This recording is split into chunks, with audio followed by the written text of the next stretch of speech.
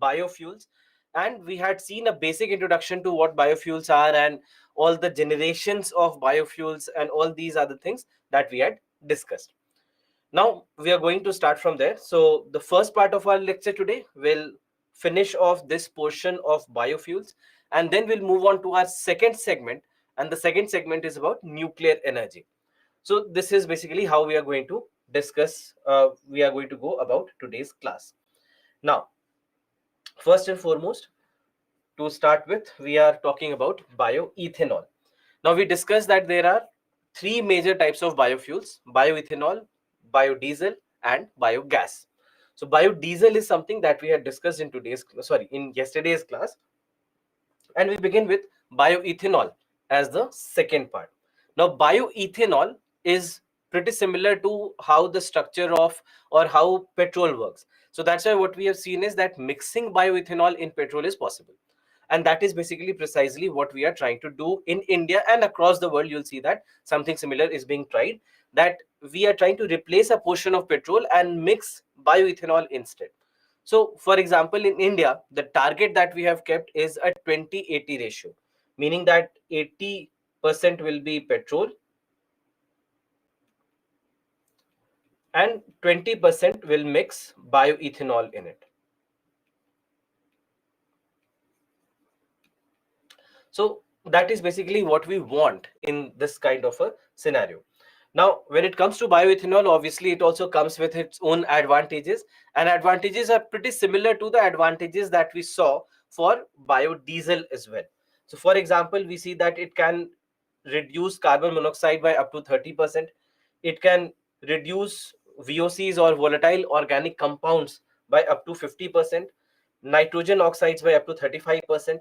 Then apart from that, obviously it also reduces carbon dioxide emissions also, and there also we see that up to 40% reduction can also happen in carbon dioxide emission.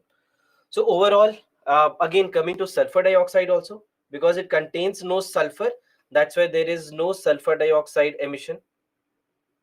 So in this manner we see that there are all these things that we understand about bioethanol.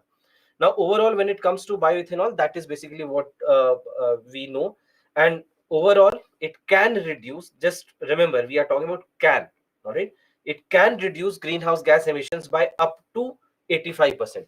Always be very clear about the words. We are not saying that these are the exact numbers. We are saying that in ideal case scenario, this could be up to 85%. The emission reduction can be up to 85%. Similarly, we are saying that carbon monoxide also can be reduced by up to 30%. Similarly, even carbon dioxide, we are saying up to 40%. Always remember this. We are not specifying this as an exact number. All right. So that's why we see that there are all these things with regards to bioethanol, and it is supposed to become a very, very important part of our economy, and it will help in reducing our dependency on imports. And we shall discuss about all these at a later stage today. The third is biogas.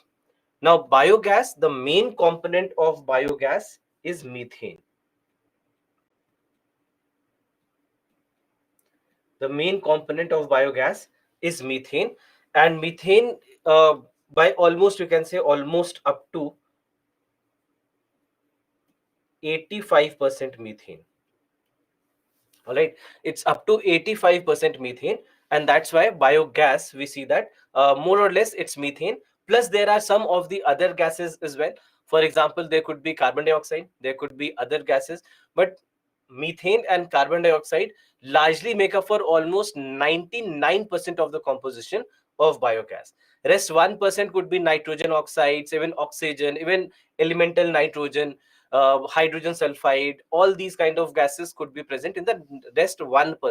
So that's a very trace amount to even count. So almost 99% would be just methane and carbon dioxide. Now when it comes to biogas, typically this is something that is produced by the breakdown of organic matter in the absence of oxygen. Right, in the absence of oxygen, or you can see in a manner in a limited supply of oxygen. We ensure that it's not a simple area, let's say an open area like this, where you have ample amount of oxygen available.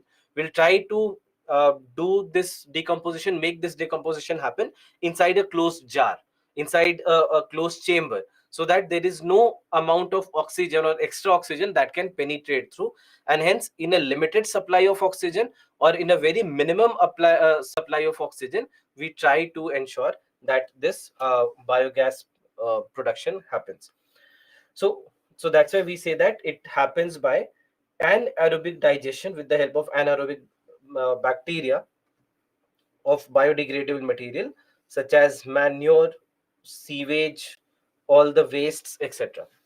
So this is basically what biogas is. So if you look at this particular picture, this is how the formation happens, that we will collect all the waste, all the organic waste, whether it is plant based waste or animal based waste.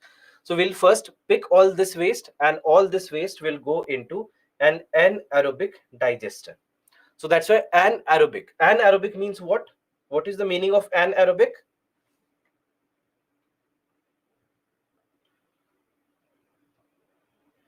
Anaerobic, what is anaerobic? Without oxygen, right? In the absence of oxygen. So in the absence of oxygen. So this is, that's why it is an aerobic digester. Now in this, the decomposition of all this organic matter will happen, and the gases will be emitted from here, and this is what constitutes biogas. This is what will constitute biogas. And now this can be collected from here, and we can use it either as domestic fuel if you want, and even for electricity production also. So in any way that we want to use this energy, we can do that. All right, so that's basically what biogas basically does. Now whatever is left over, one more thing that is important for you to understand, that we are collecting biogas from here. Now the decomposition that has happened, the leftover after the decomposition, even that is something that is useful, because it is organic in nature and rich with all the organic matter, and that's why it can also be used as biofertilizers. So that's why the leftover uh, organic material, the leftover waste material, in a manner, it goes out as biofertilizer, while we also get biogas from this kind of a plant. Now setting up this kind of a plant is not that difficult. All right, setting up this plant is not that difficult, and that's why we see that it can be done at a very local area as well. I mean, at a very localized stage it can be done. Similarly, if we want, we can also make a big plant or make a big production plant out of it. Even that, doing that is possible. So that's why we see that there are n number of ways in which we are using it. So primarily, as we discussed, that you have methane, carbon dioxide, and small amounts of hydrogen sulfide, moisture, or even oxygen, nitrogen oxides,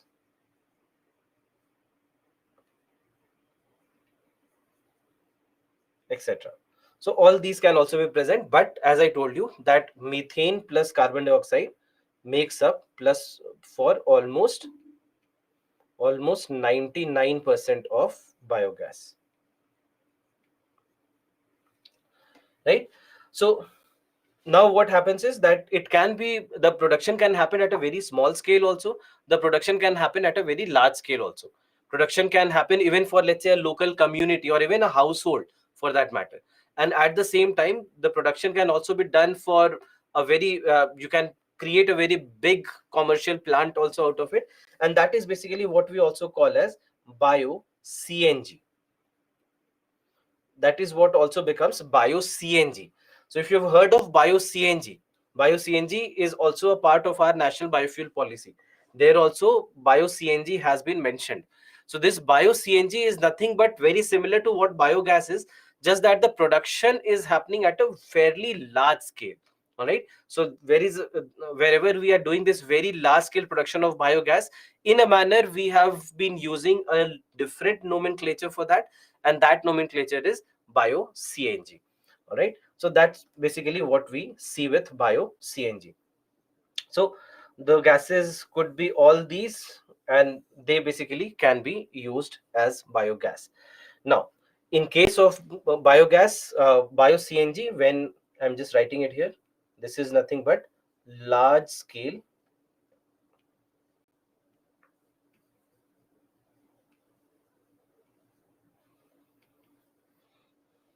production of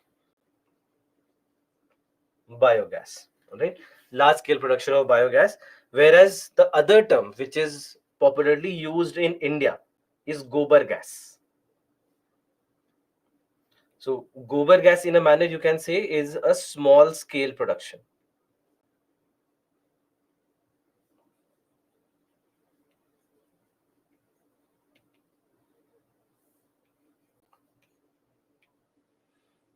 So in India, popularly, these are called as gobar gas plants. So gobar, because that's basically cow dung. So because cow dung can be a big source of biogas production, that's why these have been named as gobar gas plants. So that's why we see that there are all these nomenclatures that are used. Essentially, they are all nothing but biogas. Now, when it comes to biogas, one thing that must also be noted is a major advantage that biogas gives us. Now, apart from obviously the fact that it is renewable, it is cleaner source of energy, it is easily available, production is easy, there are all these things. It can lead to employment generation. So basically, all the advantages that we saw with solar energy, wind energy, geothermal energy, many of those things obviously hold true in case of biogas or biofuels in general also. But there is one very important advantage that we should always understand with regards to biogas, and how it has a positive impact in checking climate change or checking global warming. Just understand how. Now, when we talk about global warming, you will obviously go into the details in environment and ecology class, but we know that the majority, the big reason for global warming is what? All the greenhouse gases. Can you name greenhouse gases? It's not a new topic. I know that in environment and ecology you are again going to discuss it. Yes, carbon dioxide, methane, correct. What else? Nitrogen oxides, ozone, water vapor, correct. Chlorofluorocarbons, hydrofluorocarbons, yes. So all of these are called as greenhouse gases. Why greenhouse gases? Because they have something called as the greenhouse effect. What is greenhouse effect, if you can tell me? What is the meaning of greenhouse effect?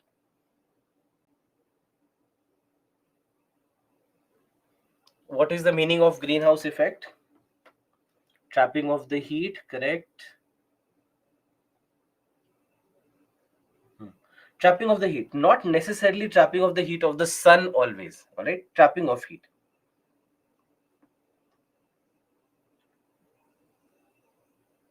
Yeah, that for us the major source is sunlight, but any kind of heat, if you can trap and you can use that, then in that case it's greenhouse effect. So even for example, let's say we know that our atmosphere is responsible for greenhouse effect on the earth, so that the moderate temperatures on the earth can be maintained, and that's why we are able to survive. If there was no oxygen, sorry, if there was no atmosphere, the heat trapping on the earth wouldn't happen, and all the heat that we are receiving from the sun would also be released back. So that's why then in that case the temperatures would be very extreme and we wouldn't survive. So greenhouse effect is not a bad thing.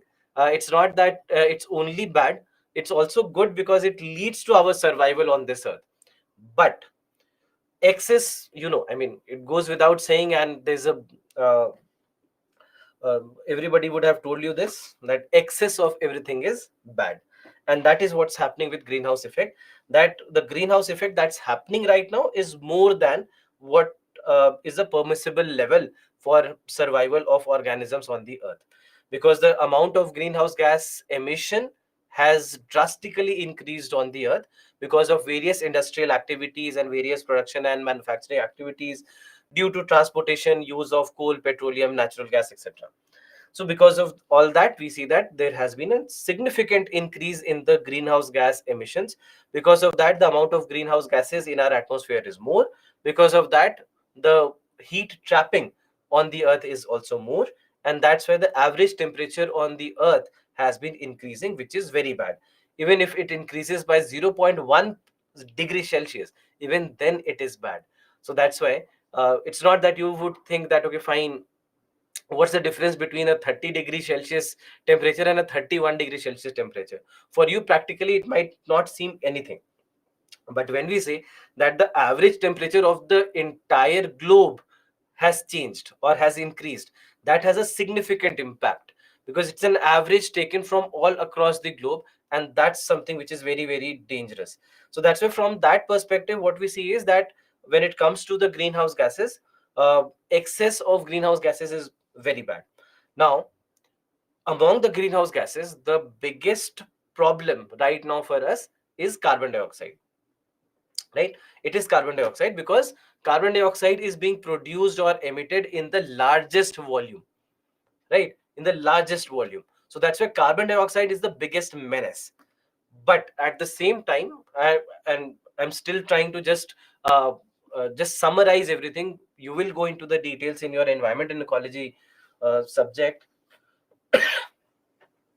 Carbon dioxide has become a major challenge for us because of the volume in which we are producing carbon dioxide. But if let's say if it goes to the potency of greenhouse gases or how harmful all the greenhouse gases are, methane as a greenhouse gas is more harmful, way more harmful actually, as compared to carbon dioxide. But the thing with carbon dioxide is that it is produced in very very large volume, and that's not the case with methane. But if let's say the choice is between 100 grams of methane and 100 grams of carbon dioxide, 100 grams of carbon dioxide is way less harmful as compared to 100 grams of methane. So 100 grams of methane will be much more dangerous for me as compared to 100 grams of carbon dioxide. Just that the sheer volume of carbon dioxide that we emit today is very very high as compared to any other greenhouse gas. So that's the reason why uh, carbon dioxide has become the bigger problem. But now understand something. We are talking about biogas, and in case of biogas, what we are saying is that biogas emission, or rather biogas production, is happening from plant and animal waste, and cow dung is a big part of it, or any let's say animal waste is a big part of it. Now when it comes to cow dung, it's not that we need to make the decomposition of cow dung happen. Naturally also cow dung decomposes very quickly. I mean, if let's say there's cow dung somewhere lying on the side of the road, uh, you might have observed that within like 7 to 10 days it would completely disintegrate, completely decompose because of the action of the decomposers and the microbes. You'll see that it completely decomposes. Have you seen it, that how fast the decomposition happens for cow dung? Yes, I hope that you are not among the ones who are going and observing it as it happens. So, but what we know is that the decomposition happens very quickly, right? Now, when this decomposition happens, this is where methane is released. All right, this decomposition releases methane. Now, this methane will simply go and mix with the atmosphere. So, this natural decomposition increases the methane quantity in the atmosphere. So, if the same cow dung, instead of me just looking at it and looking at it decompose, if I collect it and take it to a biogas plant and let it decompose in a biogas plant, then in that case, we'll see that this methane will not be released into the atmosphere, but rather this methane will be trapped as uh, biogas, right? It will be used as biogas. This is where production will happen from. So in a manner we'll be able to reduce our emission of methane if biogas production can happen efficiently. So that is one major advantage that biogas production all across the world can give, because we somewhere have to offset the number or offset the amount of emission that we are doing, right? We are doing a lot of emission, and naturally, I mean, if we were not adding extra methane, then this natural amount of methane that is going as decomposition of animal manure would not be a big problem. because it's a part of the natural phenomena on the earth, so it wouldn't be a big challenge for us. But because we are adding extra amount of methane into the atmosphere, we also need to somewhere offset that extra amount, and this is one of the ways in which we can offset that extra amount. So that's why methane based biogas production becomes very very crucial from that perspective also. So that's why that is one of the advantages that we also have to think of, right? So for example, if you see, nitrogen dioxide can warm the atmosphere by up to 300 times more than carbon dioxide, and methane at least up to 25 times more than carbon dioxide. So that is the reason why we don't want these to just emit, just to go and mix with the atmosphere. And that is where we see that biogas can play a major role in offsetting that extra biogas quantity.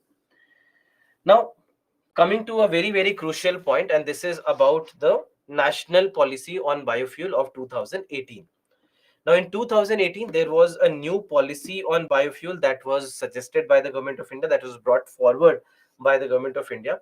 Now, before this, there was a 2009 policy as well, but the 2009 policy did not succeed pretty much. I mean, most of the targets that they had kept, most of the things that they had said in the policy did not materialize by even 10% or 20%. So that's why it was not a good success by any stretch of imagination, the 2009 policy. But then we also understood that biofuel policy becomes very very crucial, and the basic problem with the 2009 policy was that there were a lot of targets, but there was no proper roadmap to achieve those targets, right? So for everything you need that if you have the target to crack this examination, there is a roadmap that you have to do that, correct? You have made strategies around that, that how you'll complete, in what time you'll complete, how you'll write the tests, how you'll revise. So there is a entire roadmap around it so that you can get to your target. So there one of the criticism says that although we had the targets in place, we did not have proper roadmaps in place that could help in achieving these targets. So that's why this was one of the major problems with the 2009 policy. Now 2018 policy tries to mend its ways and tries to ensure that this time there is a roadway, um, there is a roadmap, there is a proper strategy that we have so that we can achieve the required goals. So if you see, as a part of national biofuel policy, the major objective is that there should be 20% blending of ethanol in petrol and 5% blending of biodiesel in diesel, and this is to be achieved by 2025. Now initially in 2018 the target year was kept to be 2030, that these targets of 20% blending of bioethanol and 5% blending of biodiesel, it should be achieved by 2030.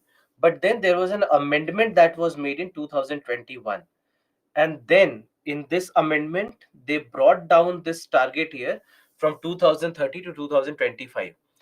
And that's a very aggressive target setting, because just 4 years before the target year you are saying that now we are revising the target and we are decreasing the timeline, we are shortening the timeline to achieve these targets.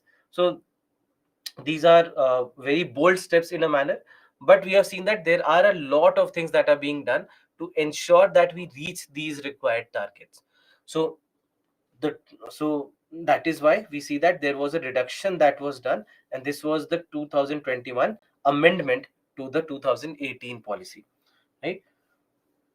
Now what we see with regards to the targets of biofuels, we know that the 2022 target was 10 gigawatt, correct?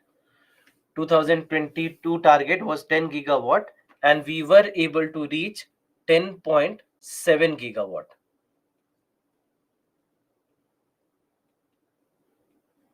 correct? 10.7 gigawatt we were able to achieve. The next target that the government has kept is for 2030, and the 2030 target is 30 gigawatt. So it's a very steep target, right? It's a very steep target, because you just, if you look at percentage perspective, you will say that we are adding 20 to 10, meaning that we are talking about a 200% increase in the target, in the revision of the target that we have done. So that's why this is not going to be very easy task for the government to achieve. But we see that there are a lot of policies and there are a lot of programs that they are running parallelly to ensure that they can increase the installed capacity as quickly as possible and as much as possible. So now, when it comes to the 2018 biofuel policy, there are certain aspects of this policy that becomes very crucial. First, for example, is the categorization that has been done for the first time. That this categorization basically is into the first, second, and third generation. So for the first time, we see that this kind of categorization has been done even in India, that all the different types of biofuels and all the different types of resources, they all have been divided into various generations, so that we can also customize it, and we can also see it, and uh, get to the targets or even keep our targets accordingly. So that's why we see that from that perspective, this categorization is a very welcome step. Similarly, the scope of raw material has been defined, meaning what kind of raw material we are allowed to use, that also has been defined this time. So, for example, they have talked about, they have defined starch based.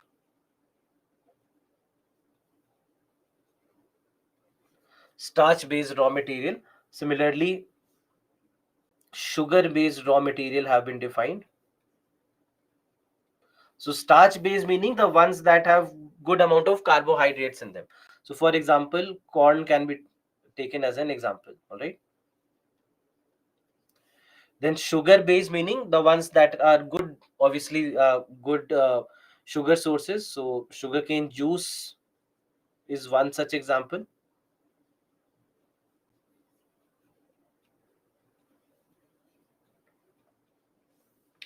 Then after that, they also have defined wastes. So wastes could be two types, obviously. One could be municipal waste, and then agricultural waste.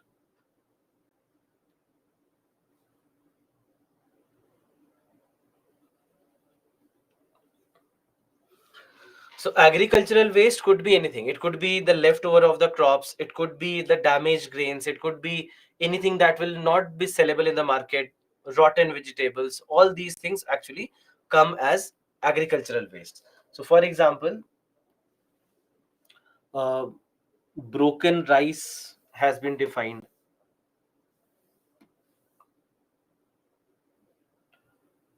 Broken rice, crop residue.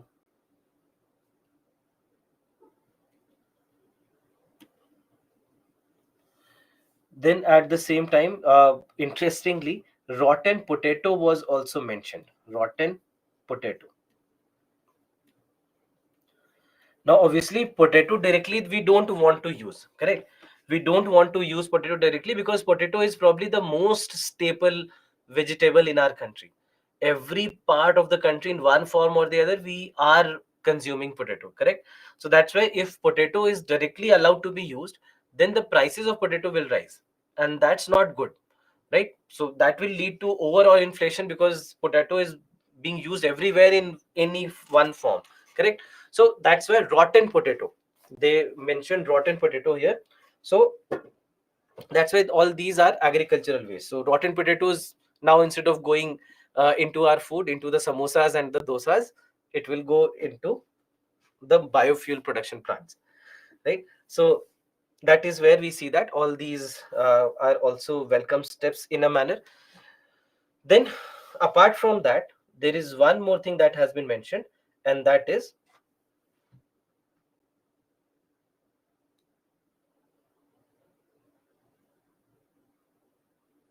sorry,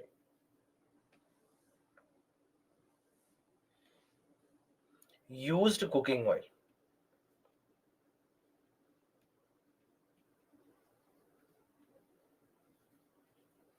used cooking oil. Now, in case of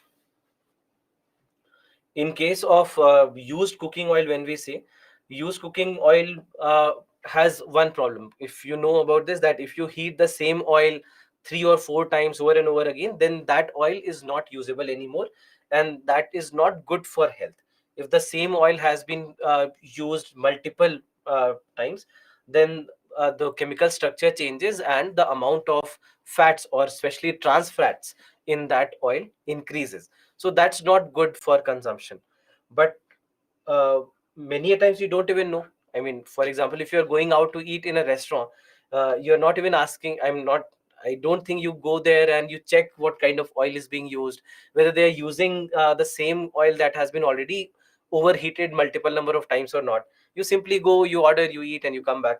So that is basically where we need to understand that these are also some of the issues that we have. And to address this, I mean, in a manner to address this health concern, we see that now used cooking oil, the government is saying that there will be agencies, and there are agencies all across the district which could collect the used cooking oil. They can collect the used cooking oil, and they would pay some amount of money for that also. So that's why, so that the hotels, etc., they don't have to use the same oil over and over again, and they can simply just give it out to all these agencies, and these agencies will provide it to the all the different kinds of biofuel production plants, etc., that we have. So whether it is ethanol or biodiesel, especially for biodiesel, this becomes very, very crucial, because in biodiesel production, all this used cooking oil will be very, very important and very useful. So that is basically, we see that used cooking oil also becomes very, very crucial. Then apart from, so that basically helps, obviously. Then apart from that, we see there is something else too, and this is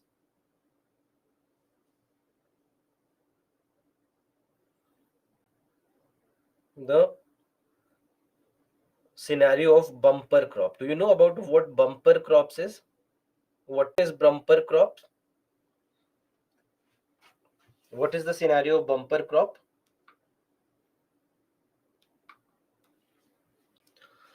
Surplus production, correct. Surplus production, right? So whenever there is surplus production, there is one problem in economy. You might come to know about this, that when the production is very low, the farmer obviously loses, because the production is very low, so that's why they don't earn enough.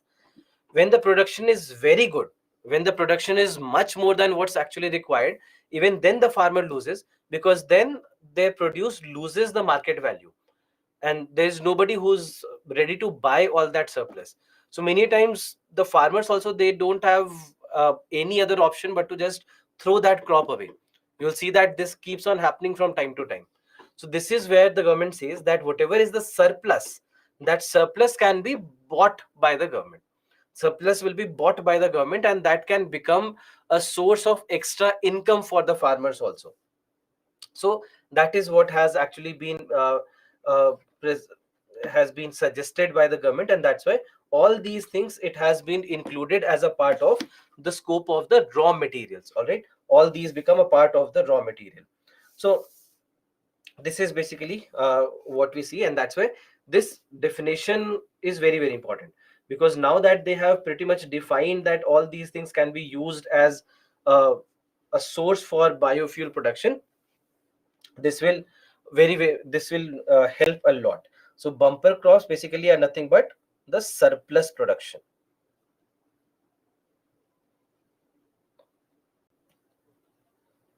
The surplus production is called as the bumper crops. So that is where we are talking about the product protection to farmers, because farmers will also gain from here, because there is an extra income source that the farmers are getting. So that's why, for it's a production, it's a protection for them whenever these kind of scenarios arrive. So that's why it helps a lot in these kind of scenarios. Then so this is basically related to the surplus.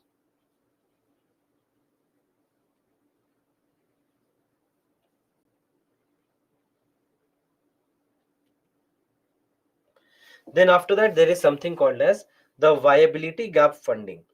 Now, in case of viability gap funding, this is a scheme of the government where whenever there is any part, let's say any scheme or any policy of the government that needs extra investment in any form, whether it is through tax rebates, whether it is through providing extra budget, whether it is through providing subsidies, whatever be the manner.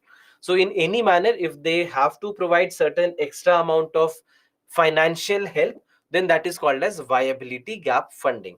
So basically meaning that whatever you need to make that project viable, to make that project work, for that extra support, viability gap funding is a method. It's a provision that the of India has kept. So this viability gap funding as a provision also has been kept for biofuel policy, in especially in biodiesel production. Especially in biodiesel production, this is something that has been kept. And then to boost biodiesel production. So biodiesel production in any manner we want to enhance, and that's why farmers will be provided with extra incentives for that. Viability gap funding will be used here, and we are trying to increase the scope of the raw material through which the production can happen. So we are trying to do all that to ensure that especially biodiesel production can be improved, especially the second generation biodiesel production can be improved. So that's why there are all these things that we are also trying to uh, take as a part of this policy. So that's why there are n number of uh, benefits that we are looking at with regards to this policy. For example, reducing the import dependency is one of the things. So for example, the data that was brought forward by the government while they announced the new biofuel policy, they said that if let's say there is 1 crore liters of E10 fuel. E10 basically meaning 10%. I'll write it here itself. E10 means wherever there is 10% ethanol. 10% ethanol. So that's why it is called as E10. So in case of 1 crore liters of E10 production, it saves almost 28 rupees 28 crores in forex reserves. All right, so which is a big amount. And overall, let's say in 1 year the production can be up to 200 crore liters. 200 crore liters. So just you multiply this number by 200, that if the production is 200 crore liters, then it means that we are talking about 5600 crore rupees worth of forex that can be saved in 1 year. So that's why this is a big amount that we are talking about, in case, because ultimately why are we saying that it will reduce our import dependency? Because now instead of using 100% petrol, you'll be using 90% petrol, or we have a target of using just 80% petrol. So you have to use 20% less petrol. So obviously your import will also reduce, and that's why our forex reserves can increase. So that's why this is a very, very important point. Then apart from that, it obviously can lead to cleaner environment as well. So for example, again, if we take the same 1 crore liters of E10, if we have this 1 crore liters of E10 can save around 20,000 tons, 20,000 tons of carbon dioxide, right? So which is a big amount. So again, just imagine that if we are talking about 200 crore liters production in a given year, then this number, when you multiply by 200, just imagine the kind of uh, uh, reduction in carbon dioxide emission that we are looking at. So that's why this also becomes a major advantage from the perspective of the environment. Then after that, obviously health benefits. So health benefits first in terms of pollution, because there will be lesser pollution, less pollution.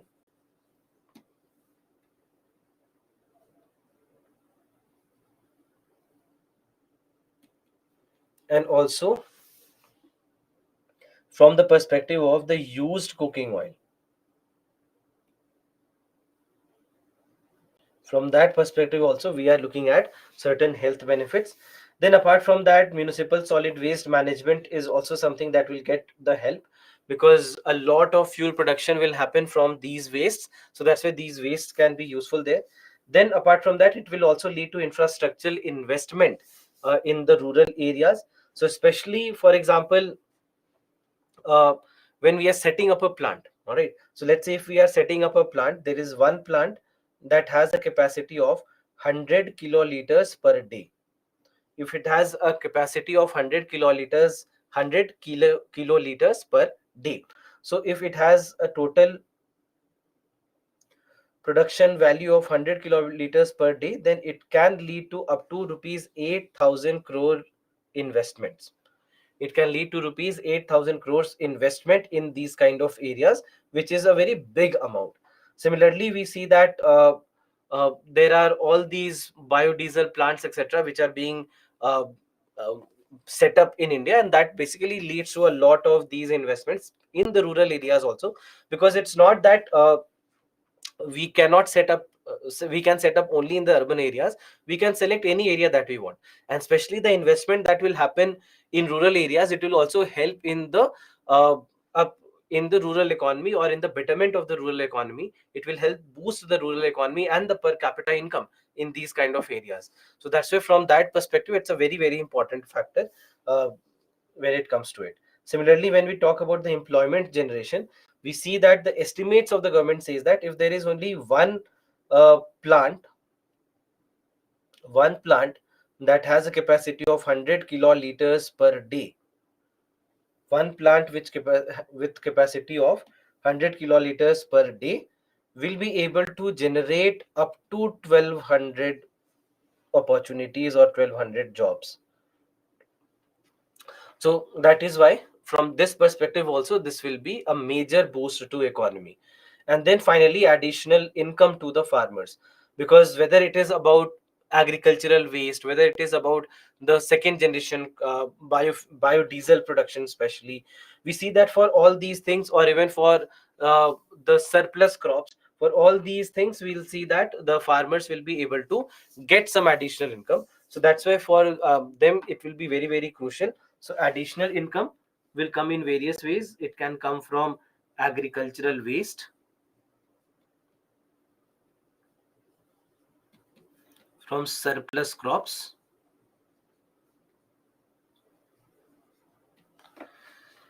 from biodiesel based crops. So in all these cases, they will get the help, or they will be able to generate extra income for themselves. So that's why there are all these different kinds of benefits that we are expecting when it comes to all these kind of scenarios. Now, there are multiple such schemes that the government is running. For example, one scheme that has been often in the news is the Pradhan Mantri Jeevan Yojana. Now, as a part of this scheme, what we basically see is that this is something that will help in providing financial support to bioethanol projects. And total outlay of the scheme that they have kept is almost 2000 crores for the entire 5-year plan that they have between 2018-19 to 2023-24. So we'll see that all these kind of areas are being set up, and they are trying to set up all these aspects so that we can boost the total amount of production that we have, both for bioethanol as well as for biodiesel. All right, so from that both the perspectives, we see that this is something that becomes very crucial. Now, lastly, there is one issue which we also need to address with regards to where when it comes to biofuels, and this largely it is with regards to our food.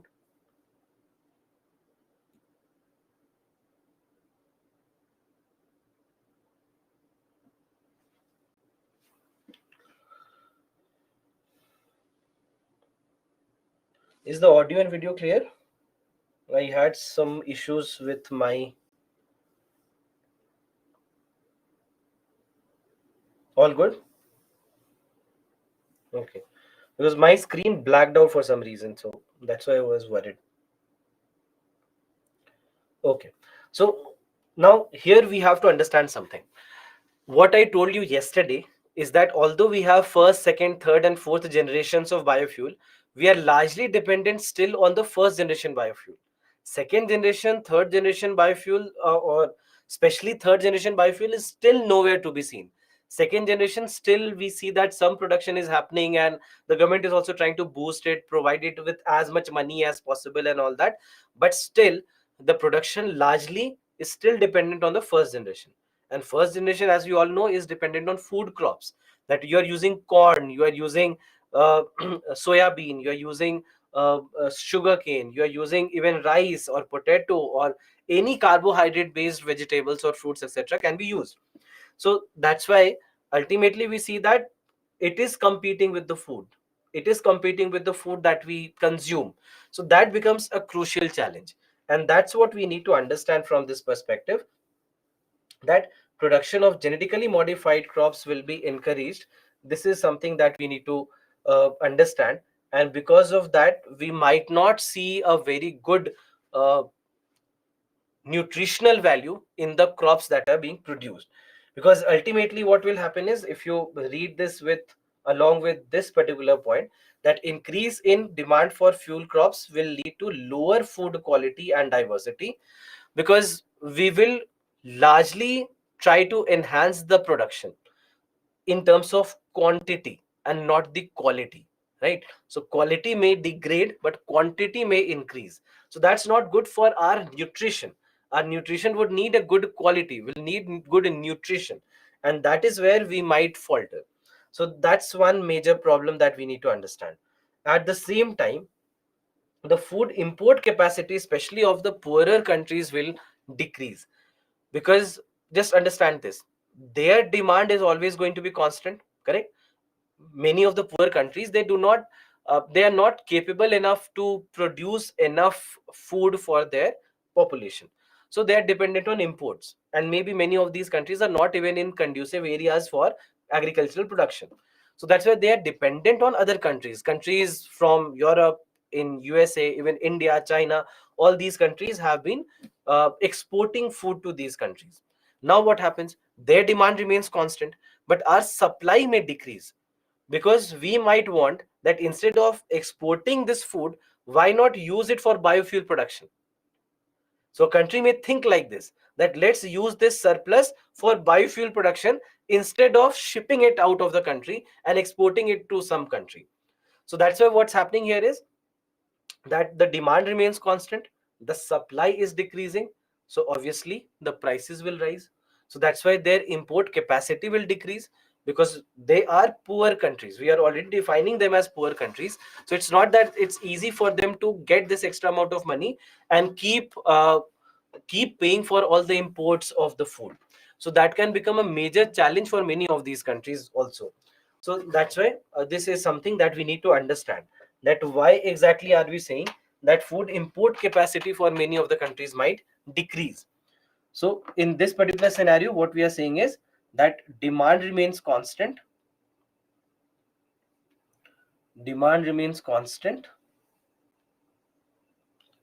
supply decreases, so price increases. Similarly, what we know is that the food prices in general can also rise, because here also what's happening is that your supply is remaining constant, correct? The supply remains constant, but the demand now has increased, because you want to use the same crop for food also, and you want to use the same crop as biofuel is also. So that's why the demand has increased, because there are two sectors which are looking for the same crop, and the production has remained fairly constant. So so in second scenario, what's happening is that the supply is constant,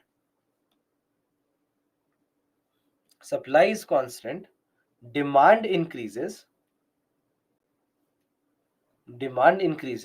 hence the prices will also increase.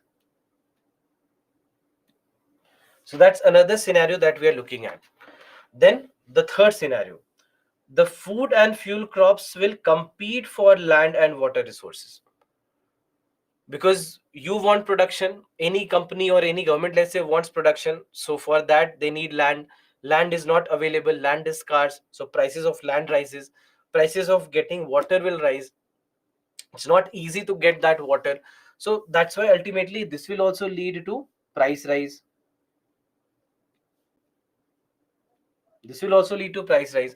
So we see that there are all these possibilities, and calling them possibilities probably is wrong today, because in Europe especially there was a study that was done, and they found that even if you adjust for inflation, even then you will see that there has been at least 10 to 15% rise in prices of rise in the prices uh, of all these crops that are used as biofuel also. So in Europe already there is a 10 to 15% price rise because of biofuel, and that is something that will happen everywhere else, including probably India also. So that also becomes a big challenge for us. And then lastly, water availability for human consumption will also be threatened. Now, many of these crops, especially that we are using for biofuel production, they are also water intensive crops. Can you name a couple of them? Which are the crops which use the most amount of water?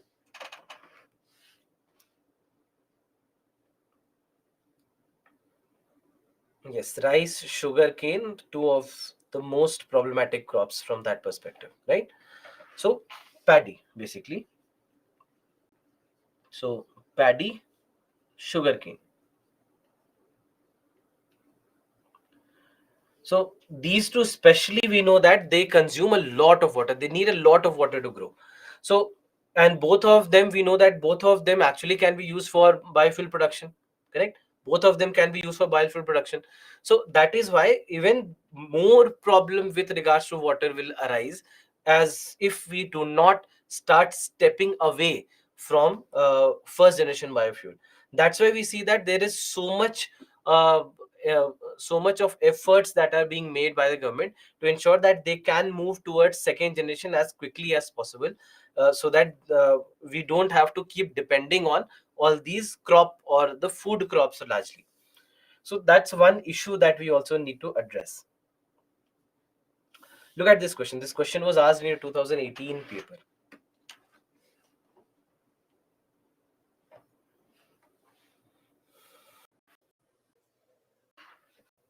Supporting this industry.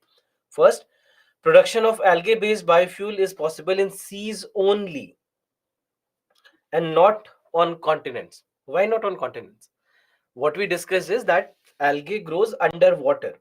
This can be any water. So underwater means not only seas, but even lakes, ponds, etc. Wherever you have static water, wherever you have stagnant water, in those kind of scenarios, in those kind of areas, you can grow algae. So that's why algae is not supposedly to be grown only in the seas. So anyway, only is an extreme word. We have a rule for extreme words, right? So that's why this is wrong. That it's not only seas, but also it can happen anywhere. Then setting up and engineering the algae-based biofuel production requires high level of expertise or technology until the construction is completed. That's true. We discussed that the technology requirement is very complex, and that's one of the precise reasons why it has been so difficult, not only for the developing countries, but even for the developed countries to start using algae-based biofuel. So that's why this is correct. Economically viable production necessitates the setting up of large scale facilities which may raise ecological and social concerns.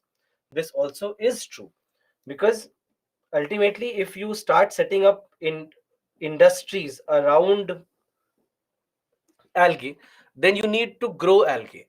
And if you are trying to grow algae artificially in any, let's say, aquatic ecosystem, then you are also going to harm that aquatic ecosystem. You are going to change that aquatic ecosystem, and that may not be good for all the other species that are growing, all the other plant and animal species that are growing in that ecosystem. So that's why it will raise ecological concerns for sure. So that's why we know that that's why you can say in a manner both these statements, statement number 2 and 3, are correct. right? So this is about our first part, that is biofuel.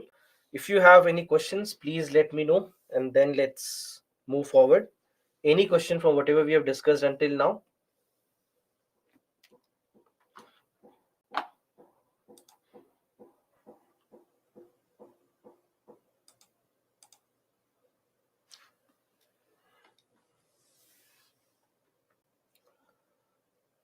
This other, and you might know about Bharat stages that India uses, or the Euro stages that Europe etc. use. So in all these, slowly and steadily, we have been adopting the technology that is suitable for these kind of changes. So that's why these modifications can run along with these newer generation engines that we have. Broken rice basically is, I mean, as the word tells you, it's the broken rice, and usually does not sell in the market well, because otherwise, I mean, it will not have the same value as a good polished rice has. So that basically is what we call as broken rice, because it does not have value in the market, it is sold very cheap, and that's not good for the farmer, and hence the government can use it.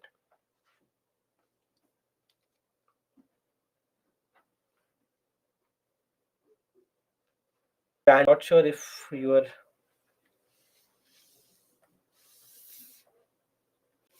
change will decrease, right? You have 80 carbon atoms, let's say, that has been broken down into 10 carbon atoms per chain. So now there are 8 chains of 10 carbon atoms each. So number of chains has increased, the number of atoms of carbon per chain has decreased. Once the plant plant is completely set up, that is something that we generally assume. So basically, take you back here. So setting up and engineering the algae based biofuel production requires high level of expertise and technology until the construction is completed.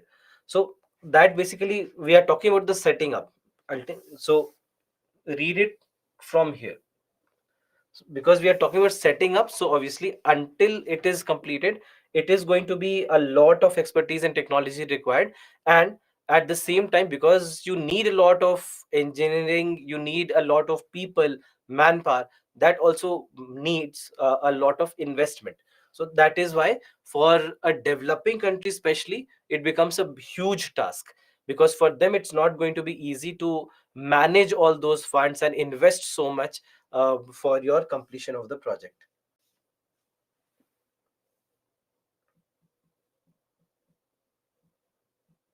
And we see that many of these compounds that we have, the volatile organic compounds, they can be very harmful from the perspective of uh, the environment. I mean, you'll see that they lead to a lot of air pollution. The indoor air pollution also is something that they can cause. At the same time, they can also lead to uh, things like climate change. They can also be a contributor to. So there are multiple ways in which they can be very harmful, and that's why volatile organic compounds, they actually can be very dangerous, and that's why we mentioned it there. So something like, for example, benzene, toluene, etc., they all can be taken as volatile organic compounds. Currently 20% mixed with petrol. We are trying to reach there. I mean, there are some parts of the country where already we have been able to reach 20% blending of petrol with blending of ethanol with petrol. Other places we are at 10%, and we are trying to increase it to 20.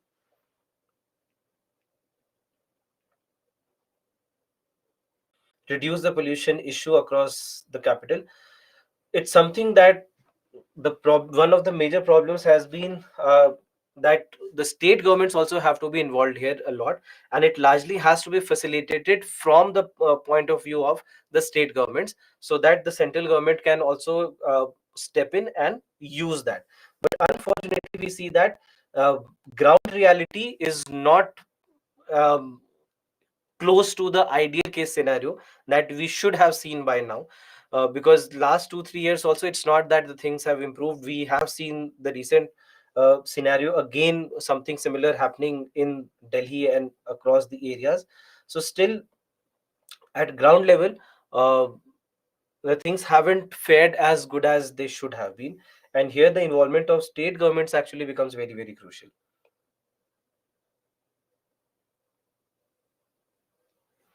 Do we receive carbon credits for any renewable energy?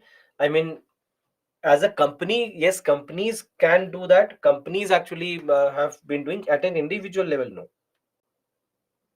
Is it required all the data to be remembered for examination? Some of these data can be very, very important, because see, this data especially, it's not that they will ask you this data. It's not that in prelims they will ask you this data. This is a data, or these kind of data sets, they can be useful when you write a mains answer, when you write an answer, when you're writing an essay. These are the cases where it can actually become important for you, or this is where you can enhance the quality of your answer. Instead of writing generalized answers, if you start writing answers with keywords, with data examples, it enhances the quality of your answer, and that is where all this data will be useful. Prelims, it's not that they're going to ask you this data, they'll never ask you this data.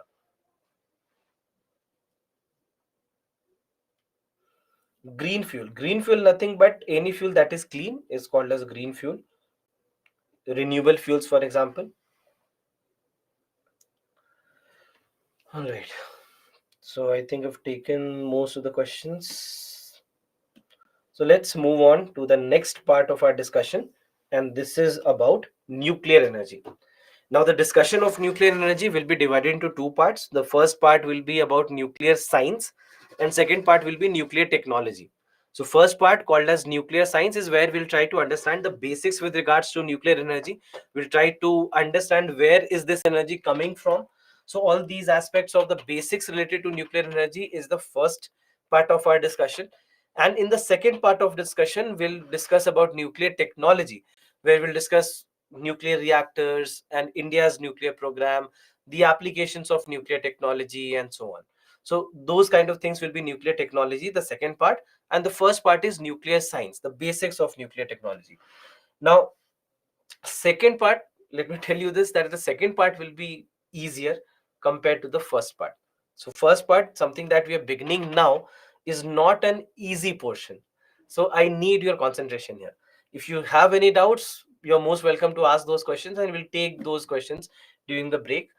But I need your concentration here, because this can be a little difficult part compared to many of the other things that we have been learning. So first and foremost, nuclear energy.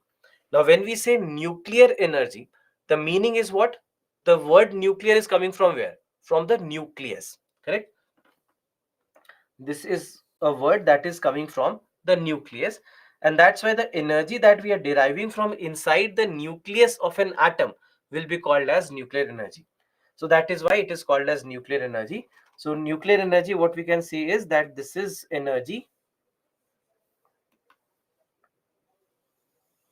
When we say nuclear energy is what? This is energy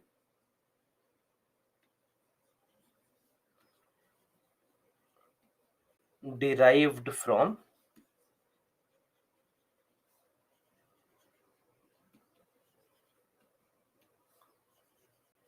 inside the nucleus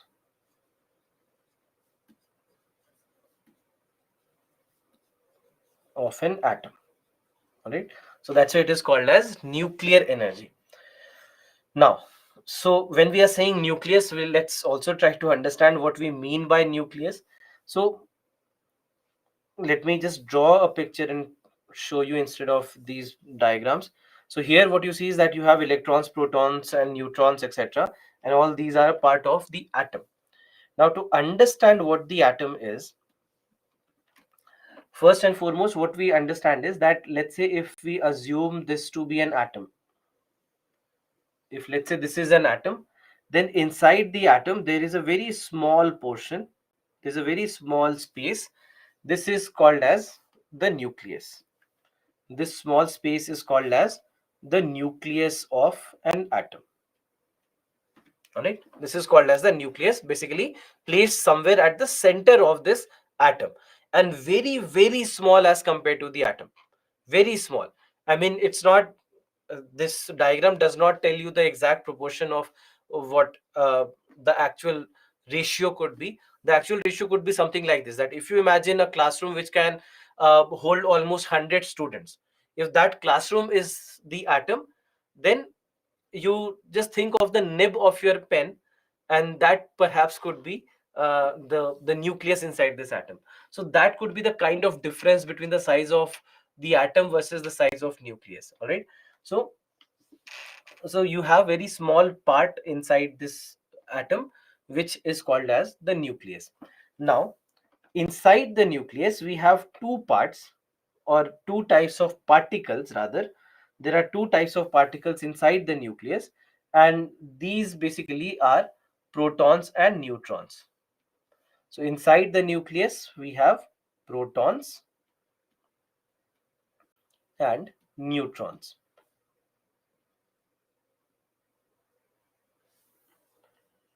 Inside the nucleus we have protons and neutrons.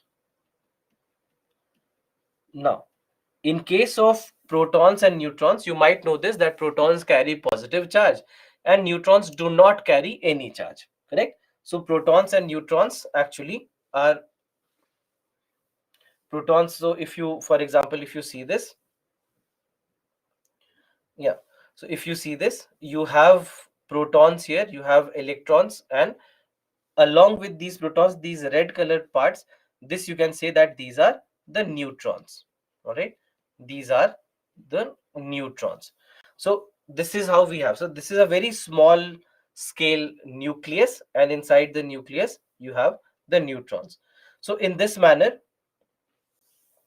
we see that this is where we have all these present. So overall what happens is that from the nucleus we are getting the nuclear energy, and this nucleus is at the center. Now overall what happens is that outside this nucleus you have various orbits.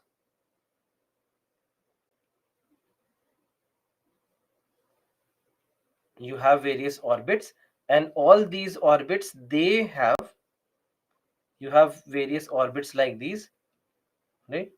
So we have all these different orbits, and all these orbits is where we have all the electrons. So electrons will be present in all these orbits in a defined number. All right, so electrons will be present in orbits.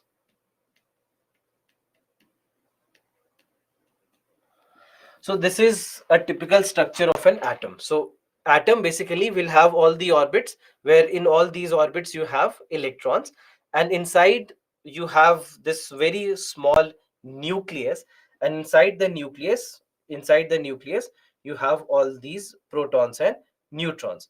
So in this manner we see that this is basically how we are looking at the things.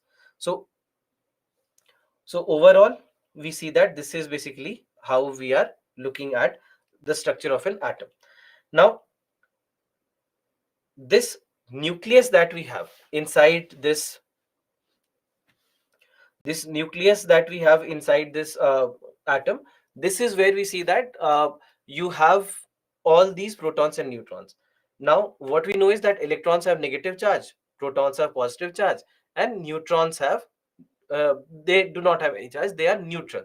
That's why this is being derived from there. Now have I made a spelling mistake? Oh, I have missed the C. Sorry.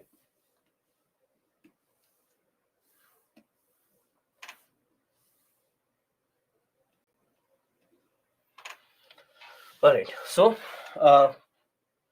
now when we are talking about uh, the nucleus, basically what we are saying is that this nucleus has protons and neutrons.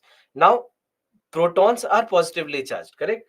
And you might know this, and something that is taught in your lower classes a lot, that like charges like charges repel and unlike charges attract.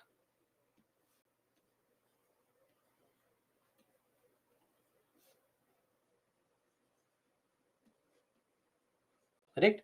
Like charges repel and unlike charges attract. So this is basically what happens here as well. That obviously all the protons, they have been kept in a very small space, so they have a lot of repulsion along among them. But the nucleus actually are able to nucleus is able to hold all these protons with a very strong force. So if you remember, we discussed something called as the strong nuclear force, right?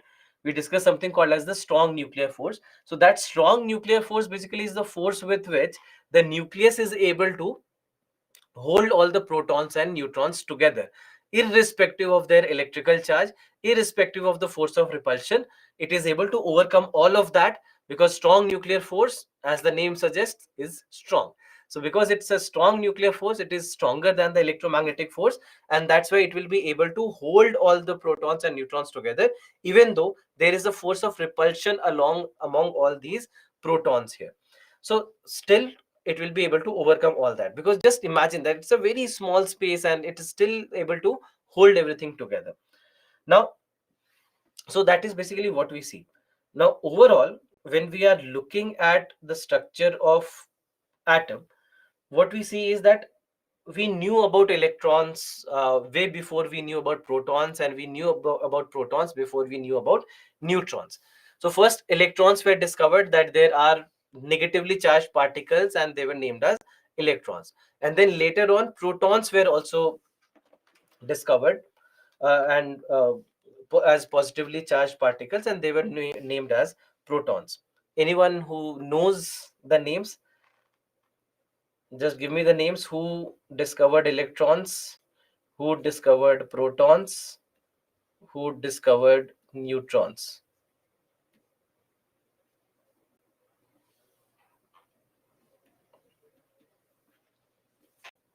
Once it is J.J. Thomson.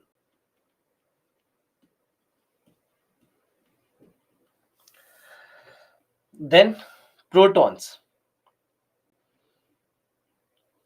Protons, we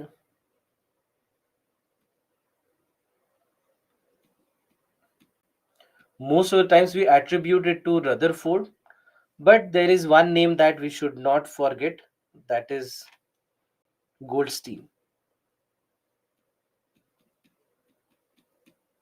I'll tell you why. And neutrons is James Chadwick.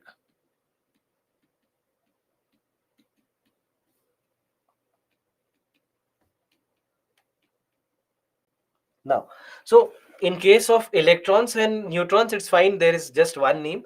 But for protons, I've mentioned two names for a reason. That if it is about the specific discovery of the charged particles inside the atom, it's Rutherford. Because Rutherford is the one, he was the one who basically had given this structure, that you have a very small space inside this atom, and this is where uh, all the protons or all the positively charged particles should be placed, and most of the atom is empty, according to Rutherford. So in a manner, he was the one who actually had defined the presence of protons inside the atom.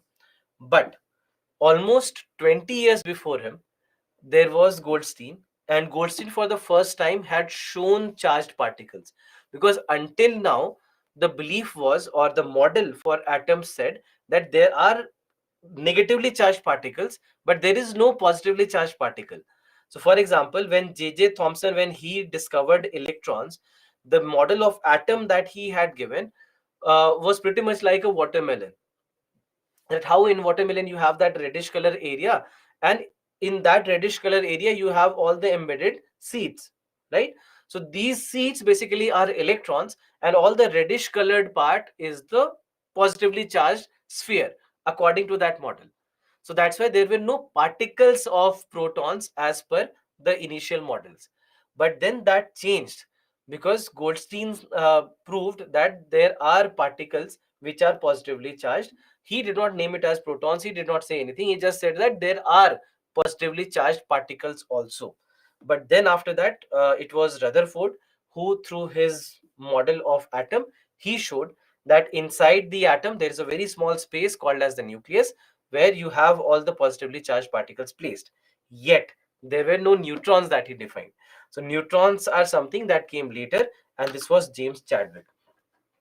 Now, uh, in a manner, when it comes to the discovery of neutrons, it is also attributed to our understanding of isotopes, our understanding of something called as isotopes. Now, when we talk about isotopes, just understand what isotopes mean. If you look at the picture that we have right here, now, do you know what is isotope? Can you tell me first before me going forward and telling you? Systems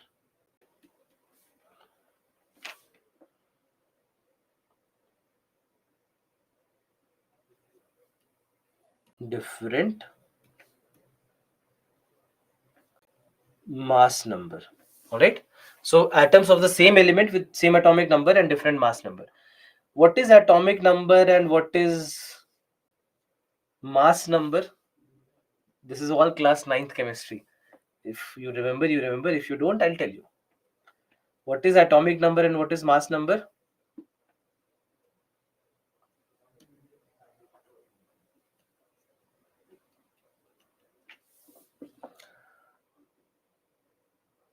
No problem if you don't remember. Don't be bothered if you don't remember. That's fine. So atomic number is equal to the number of protons. Atomic number is the number of protons. And mass number is number of protons plus neutrons. Right? So number of protons is atomic number, number of protons plus number of neutrons is mass number. Always remember, because many of you wrote it here, always remember, never define atomic number as the number of electrons. Never do that. Although we say that the number of protons and number of electrons in any given atom is the same, but we never define atomic number as the number of electrons. The reason is it's easy for an atom to lose or gain an electron. For example, many particles are called as charged particles, positively charged particles or negatively charged particles. So when something is positively charged, it does not mean that it has an extra proton. It means that it has lost an electron. So that's why electrons are lesser in number, protons are uh, the same number that they were, but electrons are less. So that's why this particle has become positively charged. And similarly, when any matter, if it gains an extra electron, then in that case the number of electrons is higher than the number of protons, which remains fixed. So that's why number of protons does not change. Number of protons does not change. Number of electrons, on the other hand, can change. So that's why we don't define atomic number as number of electrons. We always define it as number of protons. Now always remember that number of protons is the most important property of any given element. It basically defines the element. If you change the number of protons, you essentially change the element itself. The reason is it's very, very, very difficult for any atom to lose or gain a proton.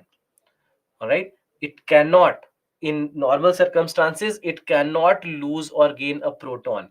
It might be able to lose or gain an electron, it may be able to lose or gain neutrons, but protons are the most difficult to gain or lose. They'll keep sitting inside the nucleus and just be there and rest there. They'll never come out of the nucleus, and they are never even bothered about entering the nucleus from outside. All right, so that's why that's the most important property of any element. It basically, you can say, it defines the element. All right, it defines the element. So anyway, so overall, when it comes to the discovery of neutrons, it is attributed to our understanding of the isotopes. So isotopes, what we are saying, atoms of the same element with same atomic number but different mass number. So now when we say same atomic number, means number of protons will remain the same. Different mass number meaning that the number of protons plus number of neutrons, that quantity changes. So if you look at this figure that we have for hydrogen, So you have hydrogen with mass number 1, mass number 2, and mass number 3. Now if you see in the first one, so in the first one, can you tell me how many protons and how many neutrons do we have? When you see this hydrogen one, how many protons and how many neutrons?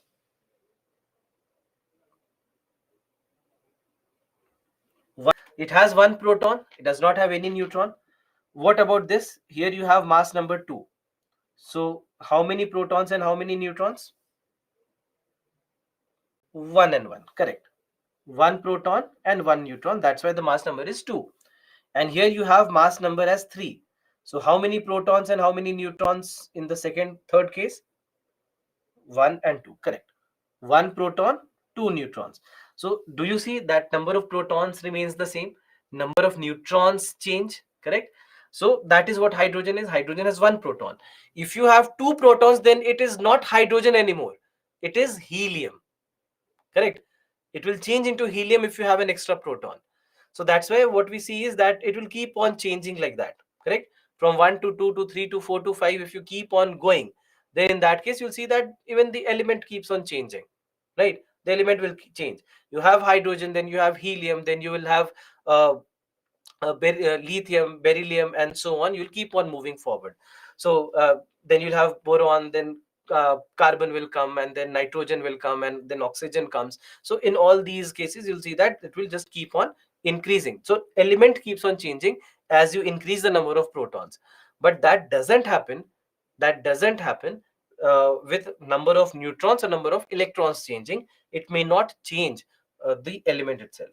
So that is basically, you can say that this basically led to the discovery of neutron, that you have 3 forms of hydrogen. How should that be possible? Because every hydrogen will have 1 proton and 1 electron, right? It's a neutral atom, so it has 1 proton and 1 electron, yet the masses are different. That one, there is this hydrogen 1, which is lighter, then you have deuterium, which is heavier, and then you have tritium, that is even more heavy. So that is basically what we see in case of uh, isotopes. So these isotopes, in a manner, you can say, led to the discovery of neutrons. Because if you see, mass of a proton 1.67 into 10 to the power of minus 27 kg, mass of an electron 9.1 into 10 to the power of minus 31 kg, mass of a neutron 1.67 10 to the power of minus 27 kg. So if you see, mass of a proton and mass of a neutron, they are very similar, right? They're very similar.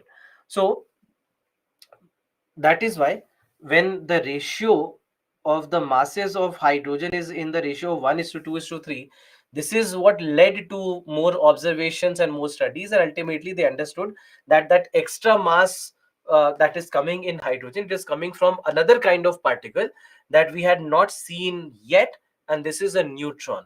And why neutron? Because uh, it is neutral, that's why the name that was given was neutron. So until now, this is what we know.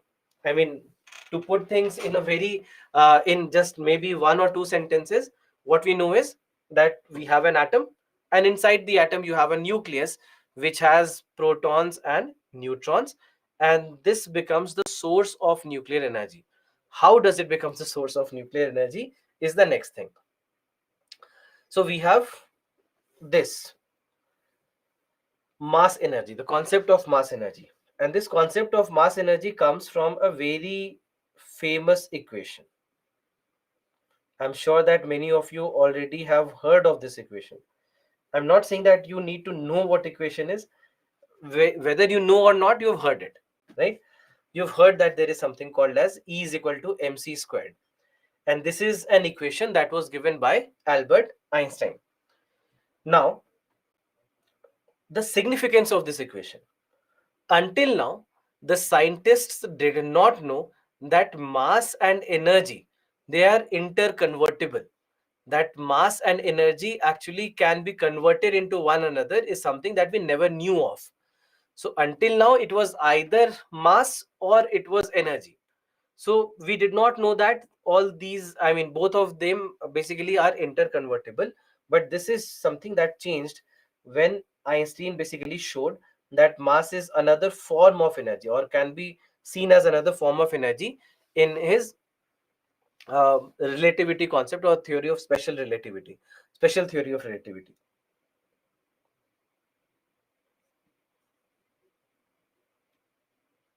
Relativity is more related to energy, and this is where he had given this equation. So E here basically denotes energy, right? E is energy, M is mass, and C is speed of light.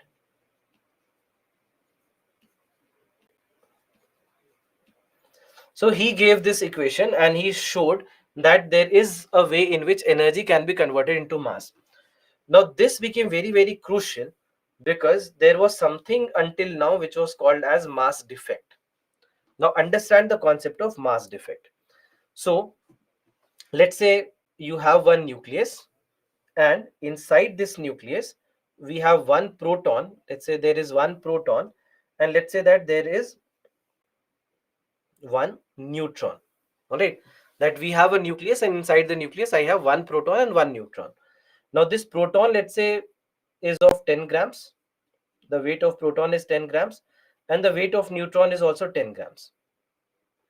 Then in that case, the weight or the mass of the nucleus should be 20 grams, right? If you have just one proton and one neutron, the mass of the neutron should be 20 grams.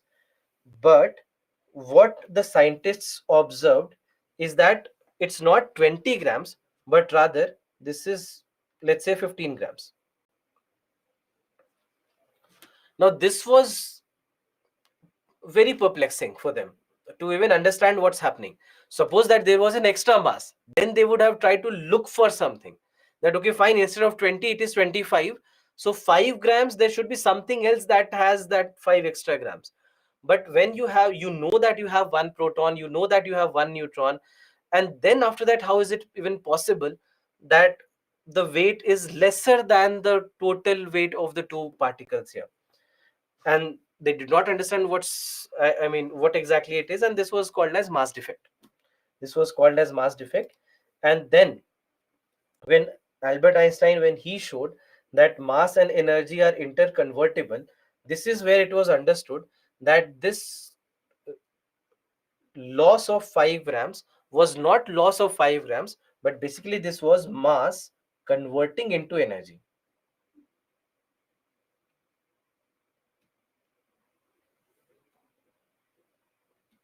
Yes, it actually holds a lot.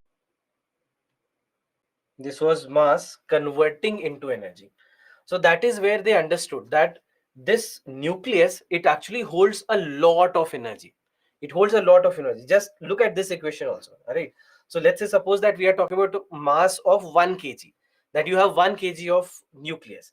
So if you have 1 kg of nucleus, this is 1 into 3 into 10 to the power of 8 squared, meaning 9 into 10 to the power of 16 joules of energy, equivalent to 1 nucleus, 1 kg of nucleus, right? So just imagine the amount of energy that this is packing, this nucleus is packing. So now this can completely unfold new forms of energy for us, right? New form of energy, and completely in one form of energy that was unheard for now. And it can be used in various purposes, right? It can be used in various purposes. Electricity generation can happen through this energy. So we understood all this, and what did we do next? We dropped an atom bomb. So the very first thing that we did after understanding all the things that nuclear energy could do was to drop an atom bomb, and then later realize that, oh, we could also have used it for electricity generation. So unfortunately, Japan had to suffer. So, but this is where basically we understood what nuclear energy is and what the power of nuclear energy is. And this is basically the nuclear binding energy, the energy with which the nucleus is binding the neutrons and protons together. That energy is called as nuclear binding energy. And the force equivalent to it is called as the strong nuclear force.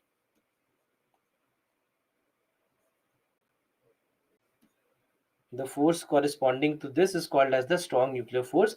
So this basically is the force that binds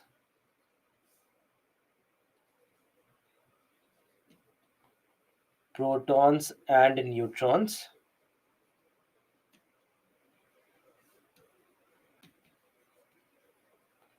together inside a nucleus. All right. So that is called as the strong nuclear force.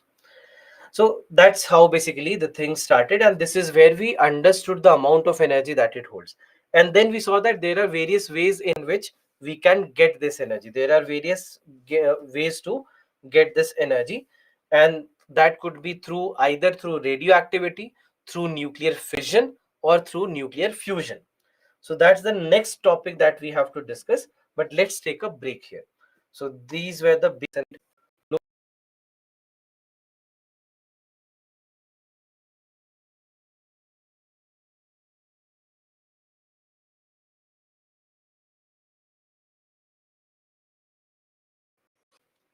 So basically, uh, when we talk about if you're talking about this, basically what we are saying is that, let's say if you have one proton and one neutron, and if this one proton and neutron, if it is coming together inside a nucleus, then the what will happen is that it will lose some mass. While it comes together, it loses some mass, and that mass basically that is losing, it is not really losing that mass, but rather this mass is converting into energy to make this happen. To make this happen, that all these are coming together inside the nucleus. To facilitate this, some mass will convert into energy, and that energy will be used for something like this to happen. So this is what's happening here. And same actually also applies if let's say some particle is going out. That if, let's say, a nucleus is going out of the if sorry a neutron is going out of the nucleus, in that also you need energy, because this is able to bind the nucleus or bind the nuclear particles very strongly. So you need that extra energy so that you can get it out. So that energy basically is what we see as the nuclear binding energy. How can we define nuclear binding energy? You can simply say that the energy with which the nucleus binds the protons and neutrons inside it is called as the nuclear binding energy. So let me just write it.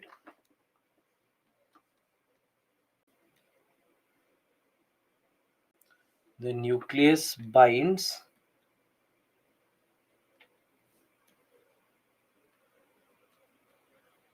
protons and neutrons together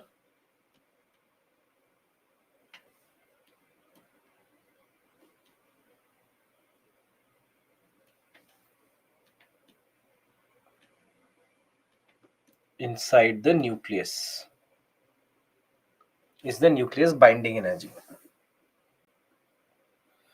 Recap: atomic number and mass number. So atomic number basically is the number of protons inside the nucleus, the number of protons, and mass number is the number of neutrons plus number of protons. So sum of protons and neutrons will be called as mass number. Was mass defect due to nuclear fusion or fission or radioactivity? Actually, none of the three. Basically, when we say mass defect is simply when you have to supply some energy for some work to happen. So that is the concept from where we are deriving it. That if you are trying to bring the protons and neutrons together, you need to do some work for that to happen, and that's the extra amount of energy. So that conversion of mass into energy is coming from the concept of work and energy, rather than fission, fusion, or radioactivity.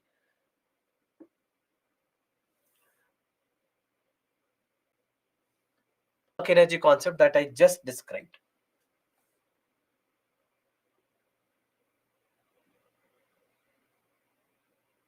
Talking about different elements which have the same mass number. So that will be called as isobar. So for example, let's say carbon 14 and nitrogen 14. They will be called as isobars because mass number of both are same, but atomic number are different, and hence they are different uh, elements.